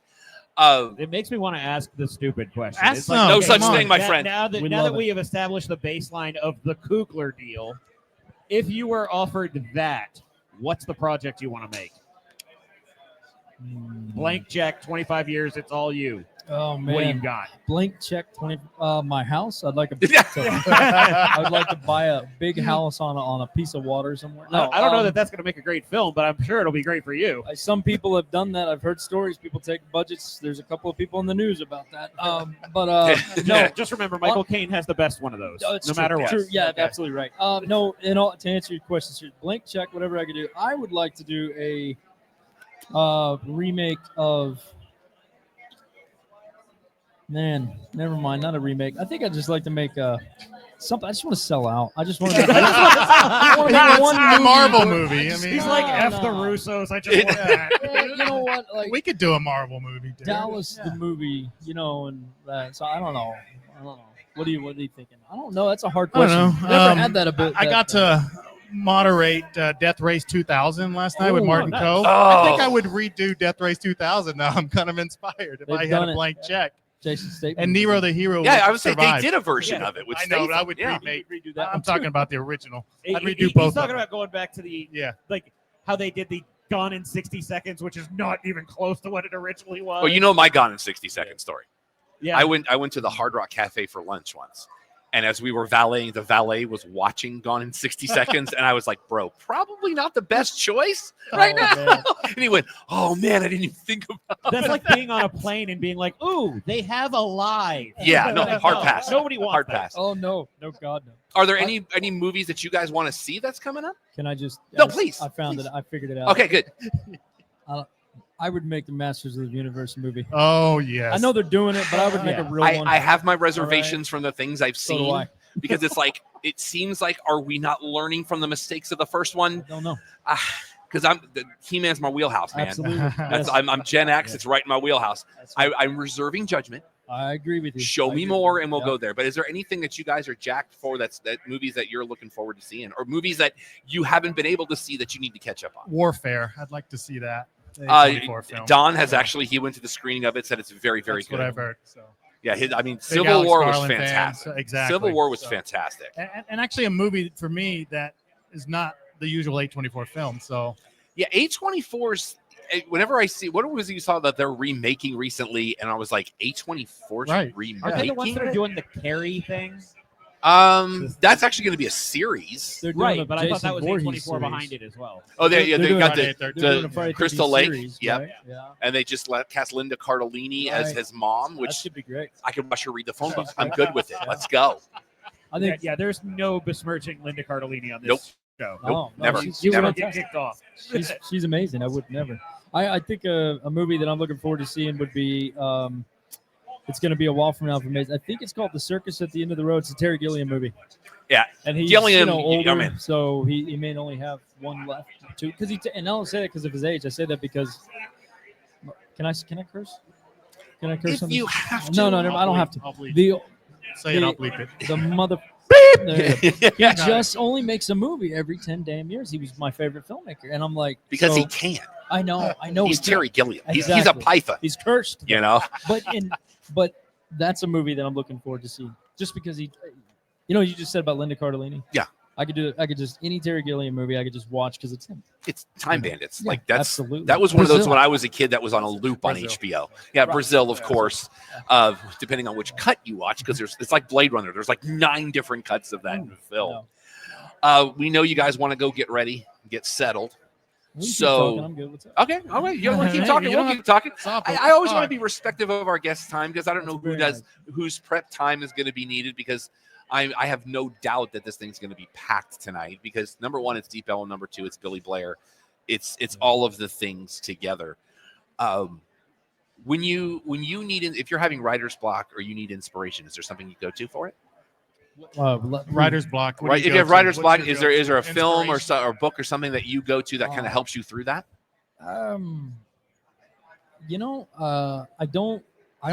don't have writer's block, and the reason is that if I kind of have a very strict rule because that's writing is like a full-time job. Mhm.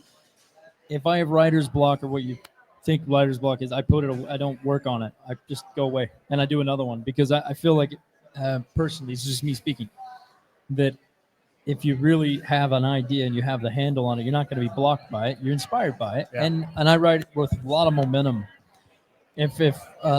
So that's just my personal thoughts on writer's block. But I do in lulls in between writing or filmmaking.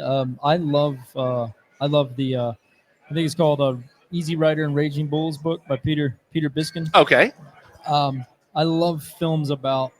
I love books about the filmmaking world, but only back in the 70s. I could care less about these days. I don't want to care. I don't want to read about streaming. Well, it crap, was none of that. so much different. Like It was one of my amazing. favorite shows of the last few years is to me, The Godfather is the perfect film. Oh yeah. There's The a Offer. series on Paramount Plus called The Offer, Yeah. and knowing what I know about that, it's about 95% solid. And I love it when you can make projects about the process, because I eat that stuff up. That's a buffet for me, because I've just, I'm a trivia geek too. So the more I can learn, like when I'm watching a movie, I'm on the MDib. Like after this tonight, I'm guesting on a podcast where we're going to be talking about how to train your dragon. And so I was watching that today, and that has a filmmaker's commentary and a trivia track. And I'm like, give me all the things, you know, but I'm right there with you. What about you? So I'm like Derek. I only write what I know. And so that's how I go back to things in my life growing up or people that I know. I know some crazy people. I grew up in Bossier City, Louisiana, so it was wild times, and I don't try to get out of that. I mean, that's my films that I'm working on are pretty dark, and a lot of the stuff is just true characters. So. Who inspires you as filmmakers? Oh man, mine's just you couldn't. I mean, but outside of Gilliam, because we know Gilliam, you love Gilliam. I'd say, man, I love Abel Ferreira. I love Bad Lieutenant and King of New York. I love Bad Lieutenant's one of those films I can only watch once in a blue moon. We're adding someone else from Tonic here. Oh, we're adding. Nice. We got another producer. He's like, get out of. We're producer style. Get out of my seat. That's up to you. Casavetes. Alex is going to tag out. So I'm going to keep going. I'm going to go Scott Cooper. Out of the Furnace, one of my favorite films of all time. But we're talking about Bad Lieutenant. Actually, go ahead and introduce yourself to everybody. Hi, I'm Lola Lott. I'm the producer and executive producer for Tonic. That's happening here in 30 minutes. Yes. Theater 5. Yeah. Oh, it's right behind us over here. Look at that plug. That's Theater one of the big 5. houses. That's 5 and 6 are the big houses. Yeah. So, how are you feeling going into this tonight? Get right up on that. No, she could just get right up on it. Oh, okay. Yeah, found it. Okay. I'm feeling excited, nervous, anxious, and I'm ready. Feeling we've been working on this for a long time, and the premiere here at USA Film Festival, and then wide release May 16th on Fossum streaming platform is pretty darn cool. Very cool. You're late, Lola. I know, but what did I say? Sorry. What did I say? Shameless self-promotion. Right. You can talk. If you just said that on a loop, I'm okay with that too. Okay. Because that's why we're here. We're here to promote you guys. But we were just talking about filmmakers and things of that nature that inspire you. I wished I had said this yesterday, so I'm glad I remembered today. I love the Coen brothers' Blood Simple. It is just. It's true indie type kind of filmmaking. It was before they were big. I think I know somebody that worked on that as a cameraman. I think shot outside of Austin. Yes, we worked with Skip Livesey. He did the sound for all their movies. He's amazing. We got to work with Skip Livesey. He does all the sound mix for the Coen brothers. And the Coens, they just. Amazing. I love when filmmakers you can watch a film and go, you can drop me right in the middle, and I know who's doing it. Right. You know, I love a lot of their stuff. Didn't they do the Ballad of Buster Scruggs a couple of years ago? Which was the last one they did together. That film alone, like I had to put very low expectations because when you do an anthology film, it could go either way, even for them. And I got to the end and I was like, I very much enjoyed this. This was a lot of fun.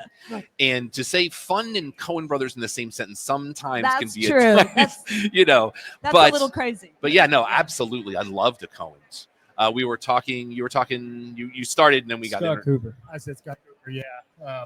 Out of the Furnace, very dark film. I love those type of movies, very character-driven films. I'm also a big fan of character-driven because show me the why. Right. I mean, sometimes I just want to watch stuff explode. Don't get me wrong. Sure. But sometimes when I just want to get into the meat and potatoes of a film, it's about like, tell me why this person's where they are. Right. I maybe not with a lot of time jumping. Right. Kind of keep the time, unless like certain films you have to time jump. Like we just had this weekend, they showed the 25th anniversary of Memento. Yeah. Yeah. That's a song. That's a song. That's a film that does time jumping right. But when it's like keep me focused. Yeah. And I've talked to people that have gotten the special edition of that DVD where you can watch it in order, and they said it doesn't work. Like the beauty of Memento is you have to keep going back. Absolutely, yeah. And Nolan is just Nolan. Was that his first one? That was his day. That was his debut.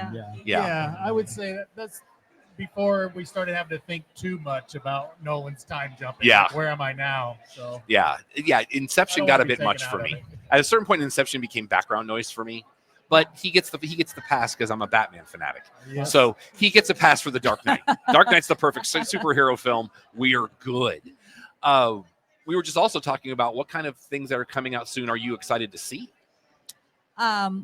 It's not an indie film, but I am excited to see Sinners. I haven't seen it yet. Both of the boys, I did not get to go to that screening, but both of the other boys got to go see that, and they said it is absolutely fantastic.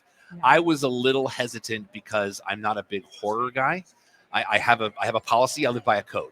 I can't give somebody my time and or money to try to make me pee on myself. Yeah. So, but they were like, no, because as much as I love From Dusk Till Dawn, they're like, Oh. you love From Dusk Till Dawn, you're going to love this film. And there are multiple credit scenes. So I'm the guy that doesn't leave until the lights come up fully. Yeah. So there's a mid-credit and a post-credit. Am I right on that? Alex is nodding. So yeah, he's 20 minutes in the mid-credits. yeah 20 Oh. yeah. There's like a huge mid-credit scene in this. Wow. This Yeah. is my co-host. The This is Alex. mid-credit scene is literally your actual closing scene. Oh, so okay. it is part of the story. So if you leave early, you are SOL with capital letters. Wow. And I love everybody involved in that film too. I mean, oh yeah. you Kugler and I mean Michael B. Jordan pretty much is his muse at this point. Yep. What else are you guys looking forward to? Besides tonight, because we're looking forward to what's happening in 25 minutes here. I'm looking forward to a beer. Yeah, oh, you are not wrong. We were talking in pre-show. I'm on a 2-week 5-show binge right now. I was in Vegas all week, as was Alex. Oh. Then I had a show yesterday, got a show today, and then I'm in Austin next weekend, and then we got a show next Sunday. Wow. So, yeah, beer does not, even though I can't have it anymore, beer does not sound like a bad idea. Wine. I'm diabetic, Oh, so so then no. it's like No. maybe vodka if I'm lucky. I'm lucky. Yeah. So, That's all right. It's good. That's good for you. That's better for you. That's true. Well, so the film runs about an hour 40.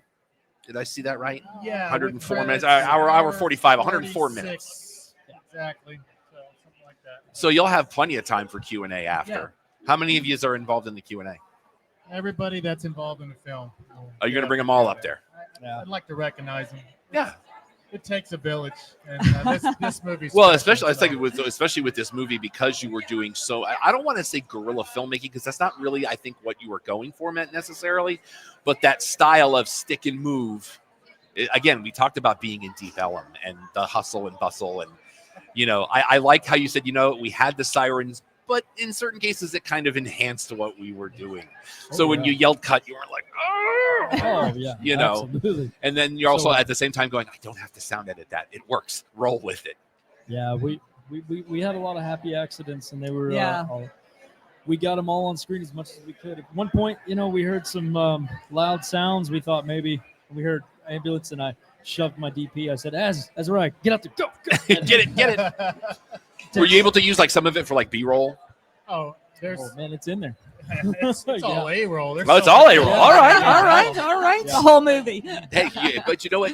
But again, when you're shooting in a place like that, it's all part of that vibe. Yeah, and it I is. think that even just seeing some of the stills that I've seen from this, it's that aesthetic. Well, we set out to embrace everything that went on. That's what we did, including having a band thrown in. Yeah, I mean, and then you get that band on the soundtrack. I mean, if Yeah. that's not serendipity, I'm not quite sure what is. Yeah. That's exactly it. Are you going to release a soundtrack, or will it be something that's like Spotify type of thing? So that's a goal, to put the soundtrack together, Yeah. because it's all local Deep Ellum bands, and we really want to showcase that, right? I Those love artists that. Came together, helped us. Support local music. That's it. As a local and these guys musician, are support amazing. that. That's right. So we will. We'll do a soundtrack for the film. Working with the guys in the band, Mm-hmm. were they able to write you anything specifically for the film? Oh yeah. Yeah. Well, we had Billy Blair and remind me of his name. I'm so sorry. Morris. Lou Morris and a gentleman named Eric Knudsen. Eric Knudsen. They wrote original music for the opening song. Because a lot of people don't know and Billy song. is a very accomplished musician as well. Right. He is, and that's what was so funny about this. We actually embraced his past rock mentality. This is not stuff you'll see in the film. You get glimpses of it on the refrigerator. There's a picture of Billy actually from back in the day. There's some Easter eggs. But in I there. love Yeah. that. I'm a big fan of Easter eggs. I told Billy, I said, look, man, I was like, you're a wannabe. You're good at jazz, but you just came into it. You've been a rocker. That's why. And Billy, it was Billy's idea to have a little finger paint on his character. At first, I said no. I said you wouldn't do that. But you know what? He's a rocker. That's why when he goes to the clubs and he's getting all drunk, he jams that. It's kind of like it's like saying he's trying to be jazz because he's aspiring to be something better than he is. He in his head, you know. So that jazz is like that next step away from maybe Right. rock. And, Right. and I hate to use the word legitimacy, Right. but I feel like that maybe where the character's trying. If I play jazz, people will take me more seriously. That's absolutely what it is. Because I was a jazz kid when I was younger. Right. So I'm a saxophonist. So there is that. I haven't played it in decades. But and I like that you use that piece of it. It sounds like that plays really well into the plot because he's down on his luck and he finds himself in this place. Yeah, brings a lot of stuff on himself as well. So maybe it's not all just being the world beating you up. Well, that's why I think he's fun because he's real. Yeah. You know, like he has a task that he has to do that not normal people do every day, taking someone's life. But he also has, like what we said, as one does. But as he's going about his night, in the back of his head, just like we all do, we have something else we're wanting to do that's more important in our mind. His is to go and play at midnight at the Tonic Club. So he kind of does takes some shortcuts he shouldn't be doing. Which we've now answered the question of where the title comes from. I missed that question. Tonic had it was actually two versions, two reasons. It was this I believe it's the subtonic note right in music. That was the first one. Okay. And then it was gin and tonic. That kind of just made sense. Tonic. And then we named it Tonic Groove. Yeah. But he doesn't drink gin and tonic in the film. I know. Whiskey neat. No, whiskey neat. No, whiskey I neat. missed that somehow. I don't know. It's too. But I nose. think if he did, too on the nose, but maybe that steers away from the actual more of the theme of the film too. True. So that and there's one last. I'll allow it. Tonic, the cleansing. To take a tonic. That's really what he has to do. It doesn't matter. It's all stupid fun stuff. Nobody needs to know this stuff with Billy and me. But then it leads to, hey, you know what? Let's do a version. Let's do a director commentary. Let's do a writer commentary. Sure. Because that's one of the things that Alex and I argue all the time. He's a little bit younger than me. So I'm very physical media oriented. Oh, yeah. And he's not. Right. So for me, it's, I need that director commentary. We talked about that earlier. I need that trivia track. I need those deleted scenes. And I don't think you get enough of that with streaming. You just don't. You might get an alternate audio track, but that's not. I want to know, like we talked about the process. Yeah. I want to hear the director talk about, unless you get I think it's Young Frankenstein, where Mel Brooks gets a half an hour in and goes, I've said I'm all going to say. I'm just going to enjoy the rest of the movie. It's like, no. But that's funny. Yeah. That's funny. And I love that stuff too, because you get to see, or like Tropic Thunder, where it's all three of them. And how Robert Downey says in the film, I stay in character through the commentary. He does. That's amazing. He's still in character. Jack Black shows up late with In and Out, and he starts eating, and they're asking him why they didn't bring him for them. And that's the stuff that I dig. Yeah. That's why I love doing stuff like at film festivals. And you guys, we're lucky enough to have you guys sit down with us because you get to tell us the stuff that maybe we don't get to deal with in the film itself. Where and that's why I love film festivals, because you get that Q&A time. Yeah. Where we get to pick your brain some. Right. Yeah, and we want to share it. I mean, we have some scenes that we fully cut in the original edit that we decided not to use in this cut that you're going to see. But we have a good partner with Folsom, with Future Today, that we're going to get to show some of this stuff and talk about and do that directly. Will you talk about some of the deleted scenes in the Q&A? Sure, we will. Yeah, we'll talk about one. There's one in particular that I miss very dearly that Jason cut. He so does. It's all his fault. He's blaming me, but Derek has final cut. Vernon Davis, if you're listening to this. The buck being passed. I will say something that I'm just I'm very proud of this as a team and all of us is that, shooting the film under these circumstances, 15 and a half, 16 days, whatever it was. 15 and a half there. 15 and a half. Okay. And you said you scouted for months, right? Oh, well, more than that. About a year before, probably. We prepped. We prepped like crazy. And for what you were trying to do, if you're trying to do that in 15 days. And 15 days in the middle of July in Dallas, Texas. Let's not forget July. Absolutely. But what I was going to say was that doing all of that, prepping the way we did and putting doing a film like that, we were able to finish it, first off, which is crazy. Some of the situations we had. But I lost my train of thought.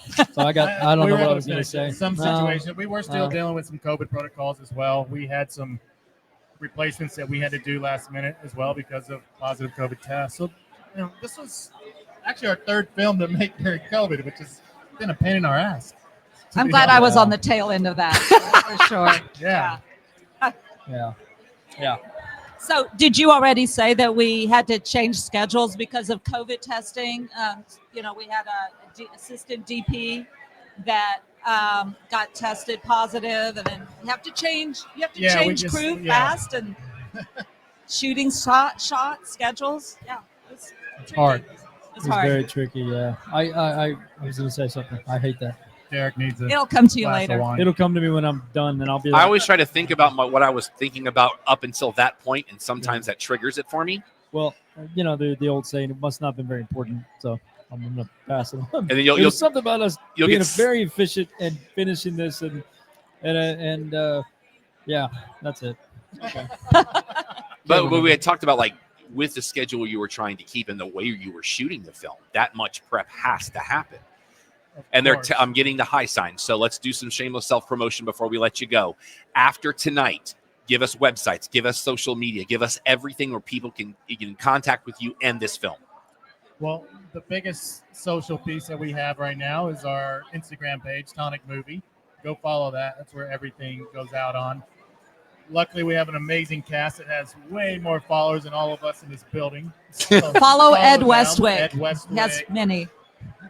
Vernon Davis. Richard really doesn't have much. Lori Petty's in the movie. She has Love her. Yeah. Love her. Sorry, I remembered what I was going to say now. Okay, go. Mentioned Ed Westwick. All that we were able to shoot this film, and we have so much. I think the original cut that we did was over 2.5 hours in 15 days. So we got that much footage of usable footage. It just wasn't the. It was all good. It's just the pacing. Obviously, right? You're not going to watch a 2.5 hour movie unless you got, some reason. You engage me. You can have me as long as you need me. But I'm just proud that we were able to do that because 15 days and that much footage is pretty insane. Yeah, our original edit, we were at 2.5 hours. So we just know in today's market with distribution, we've been there before. We knew what was going to happen. Well, then I'm just going to wait for the director's cut. Maybe. You'd be waiting a long time. Got to find it. He's going to cut it. All right, so the movie is Tonic. Be on the lookout of it. We'll be streaming for you in about 3 weeks. Yes. Have a great time tonight, you guys. Thank you Thank so you much. guys for So sitting much. down with Really us. appreciate It's our it. honor. Thank This is the you. Clubhouse podcast. We are live at the USA Film Festival. I think we're tagging out. I think we are. Don, tell me what we're doing.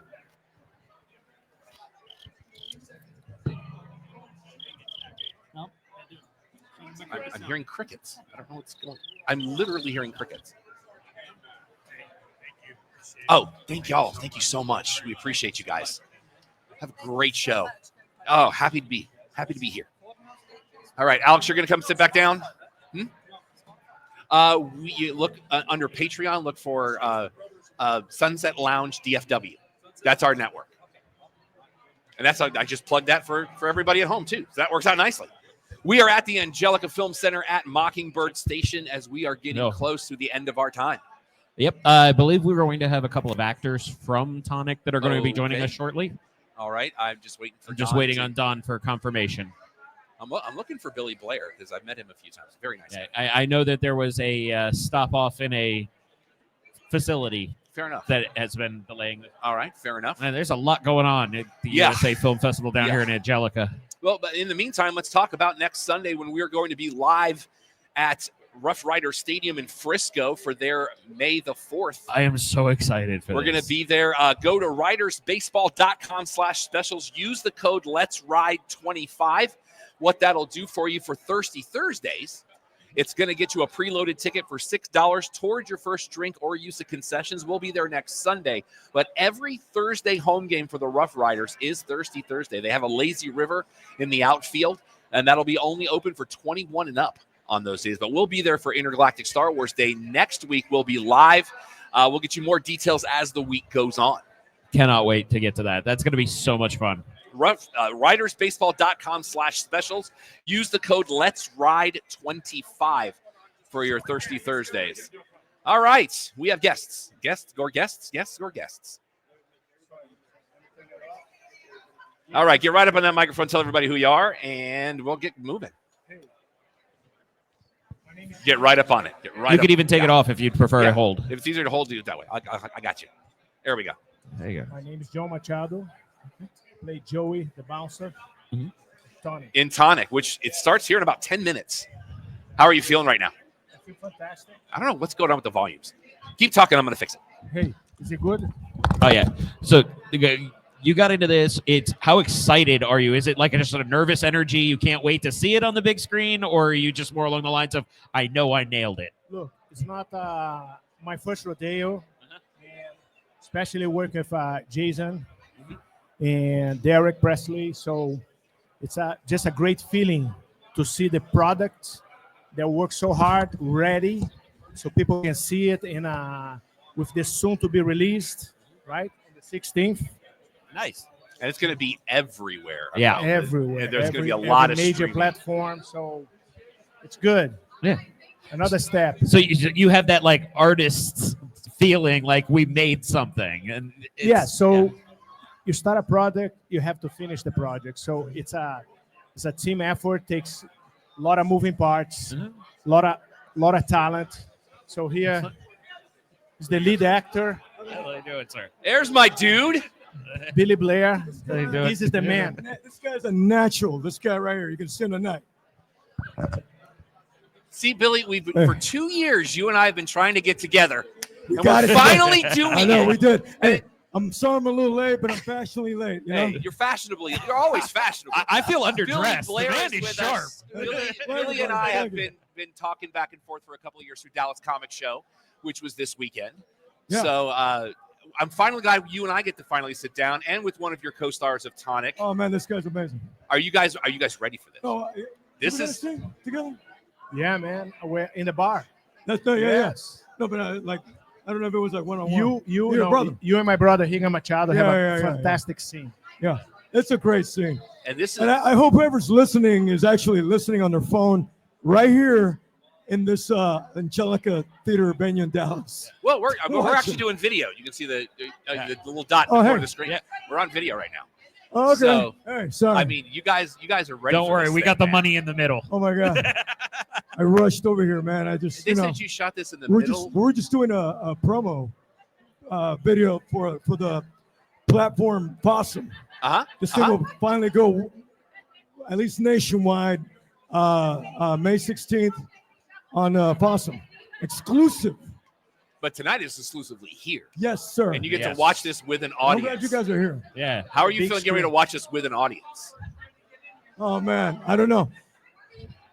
I got all the nerves hitting me in every angle.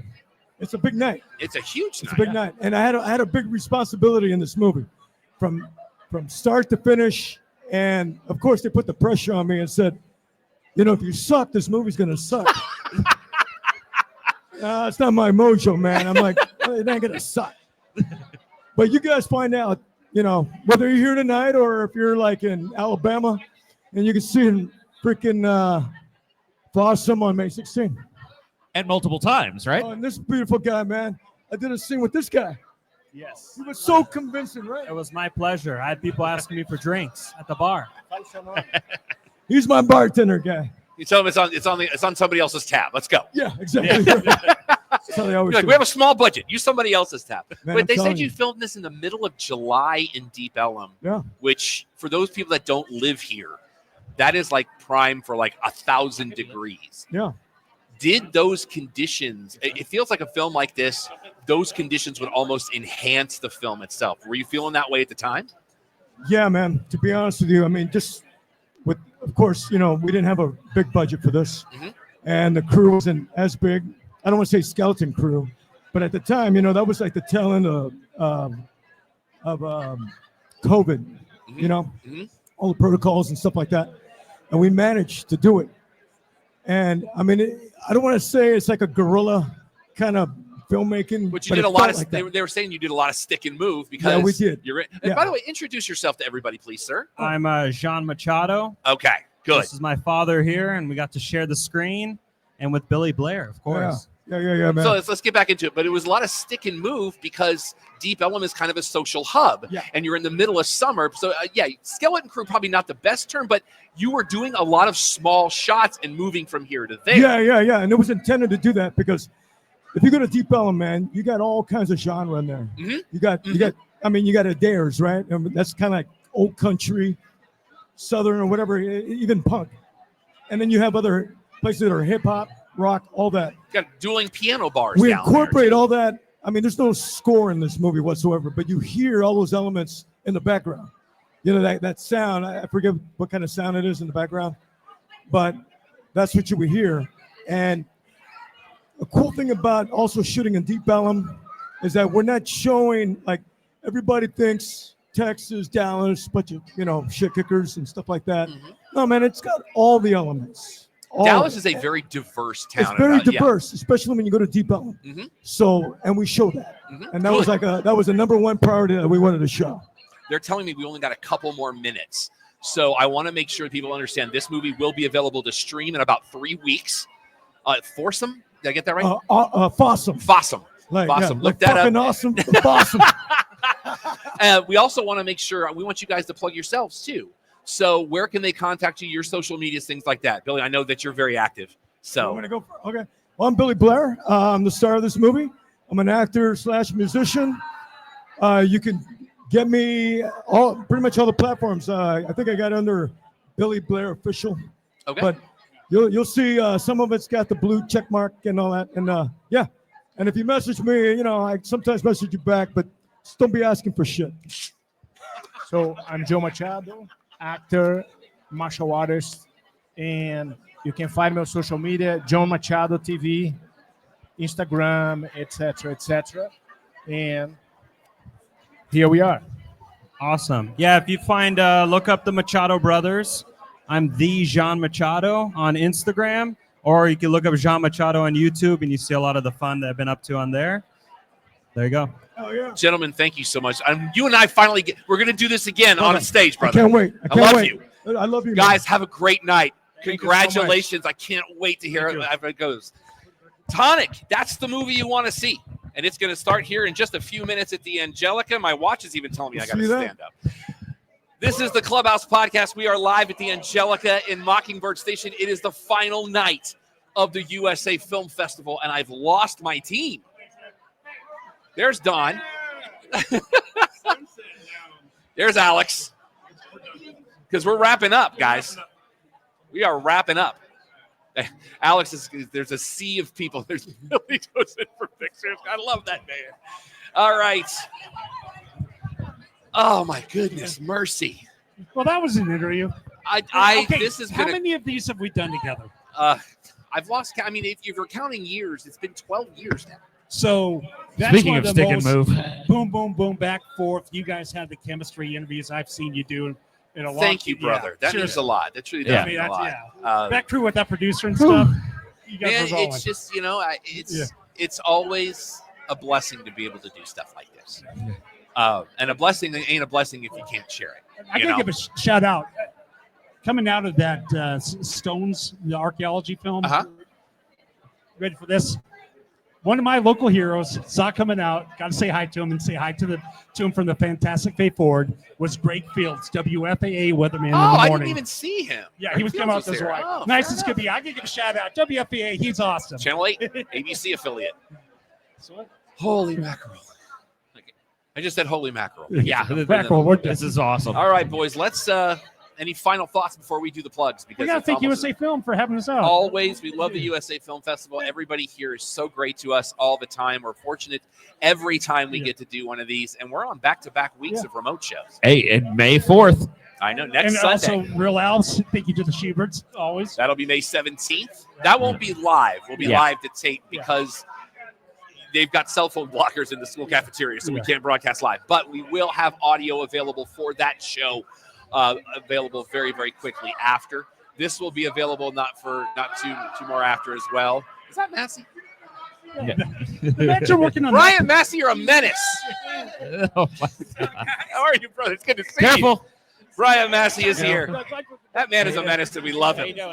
All right, make sure you're following us all your social medias. Almost everything is. Thanks for having me. He showed up at the end. So what do you have coming up on the horizon, if we can? We'll throw you on. Yeah, we got a couple movies. The Texorcist is coming. Texorcist is coming. God bless the Texas. The power of Christ compels y'all. The Texorcist, and then Possum Kingdom with Billy Blair over here to my right. Scott Thurman, the creator, to my left. And then I got another movie called The Sexorcist, but I can't talk about that. Allegedly.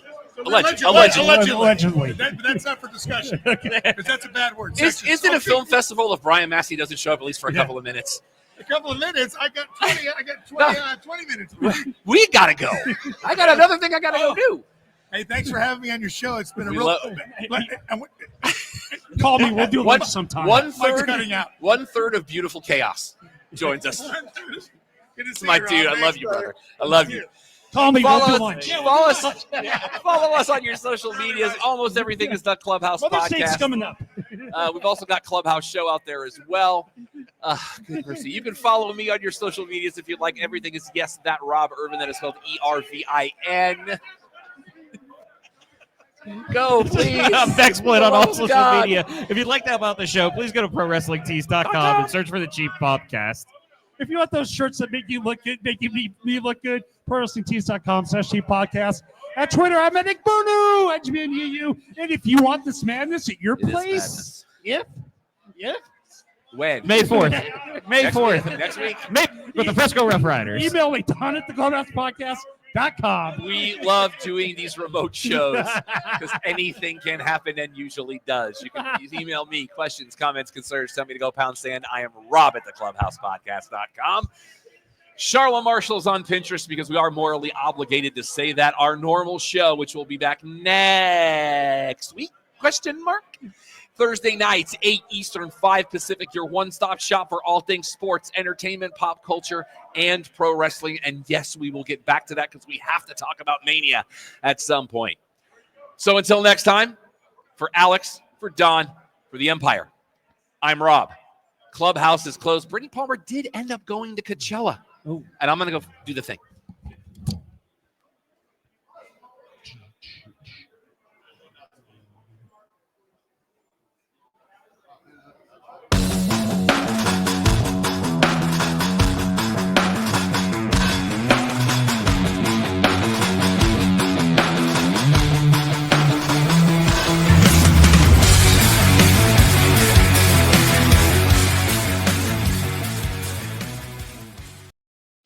This is a Stolen Water Media production.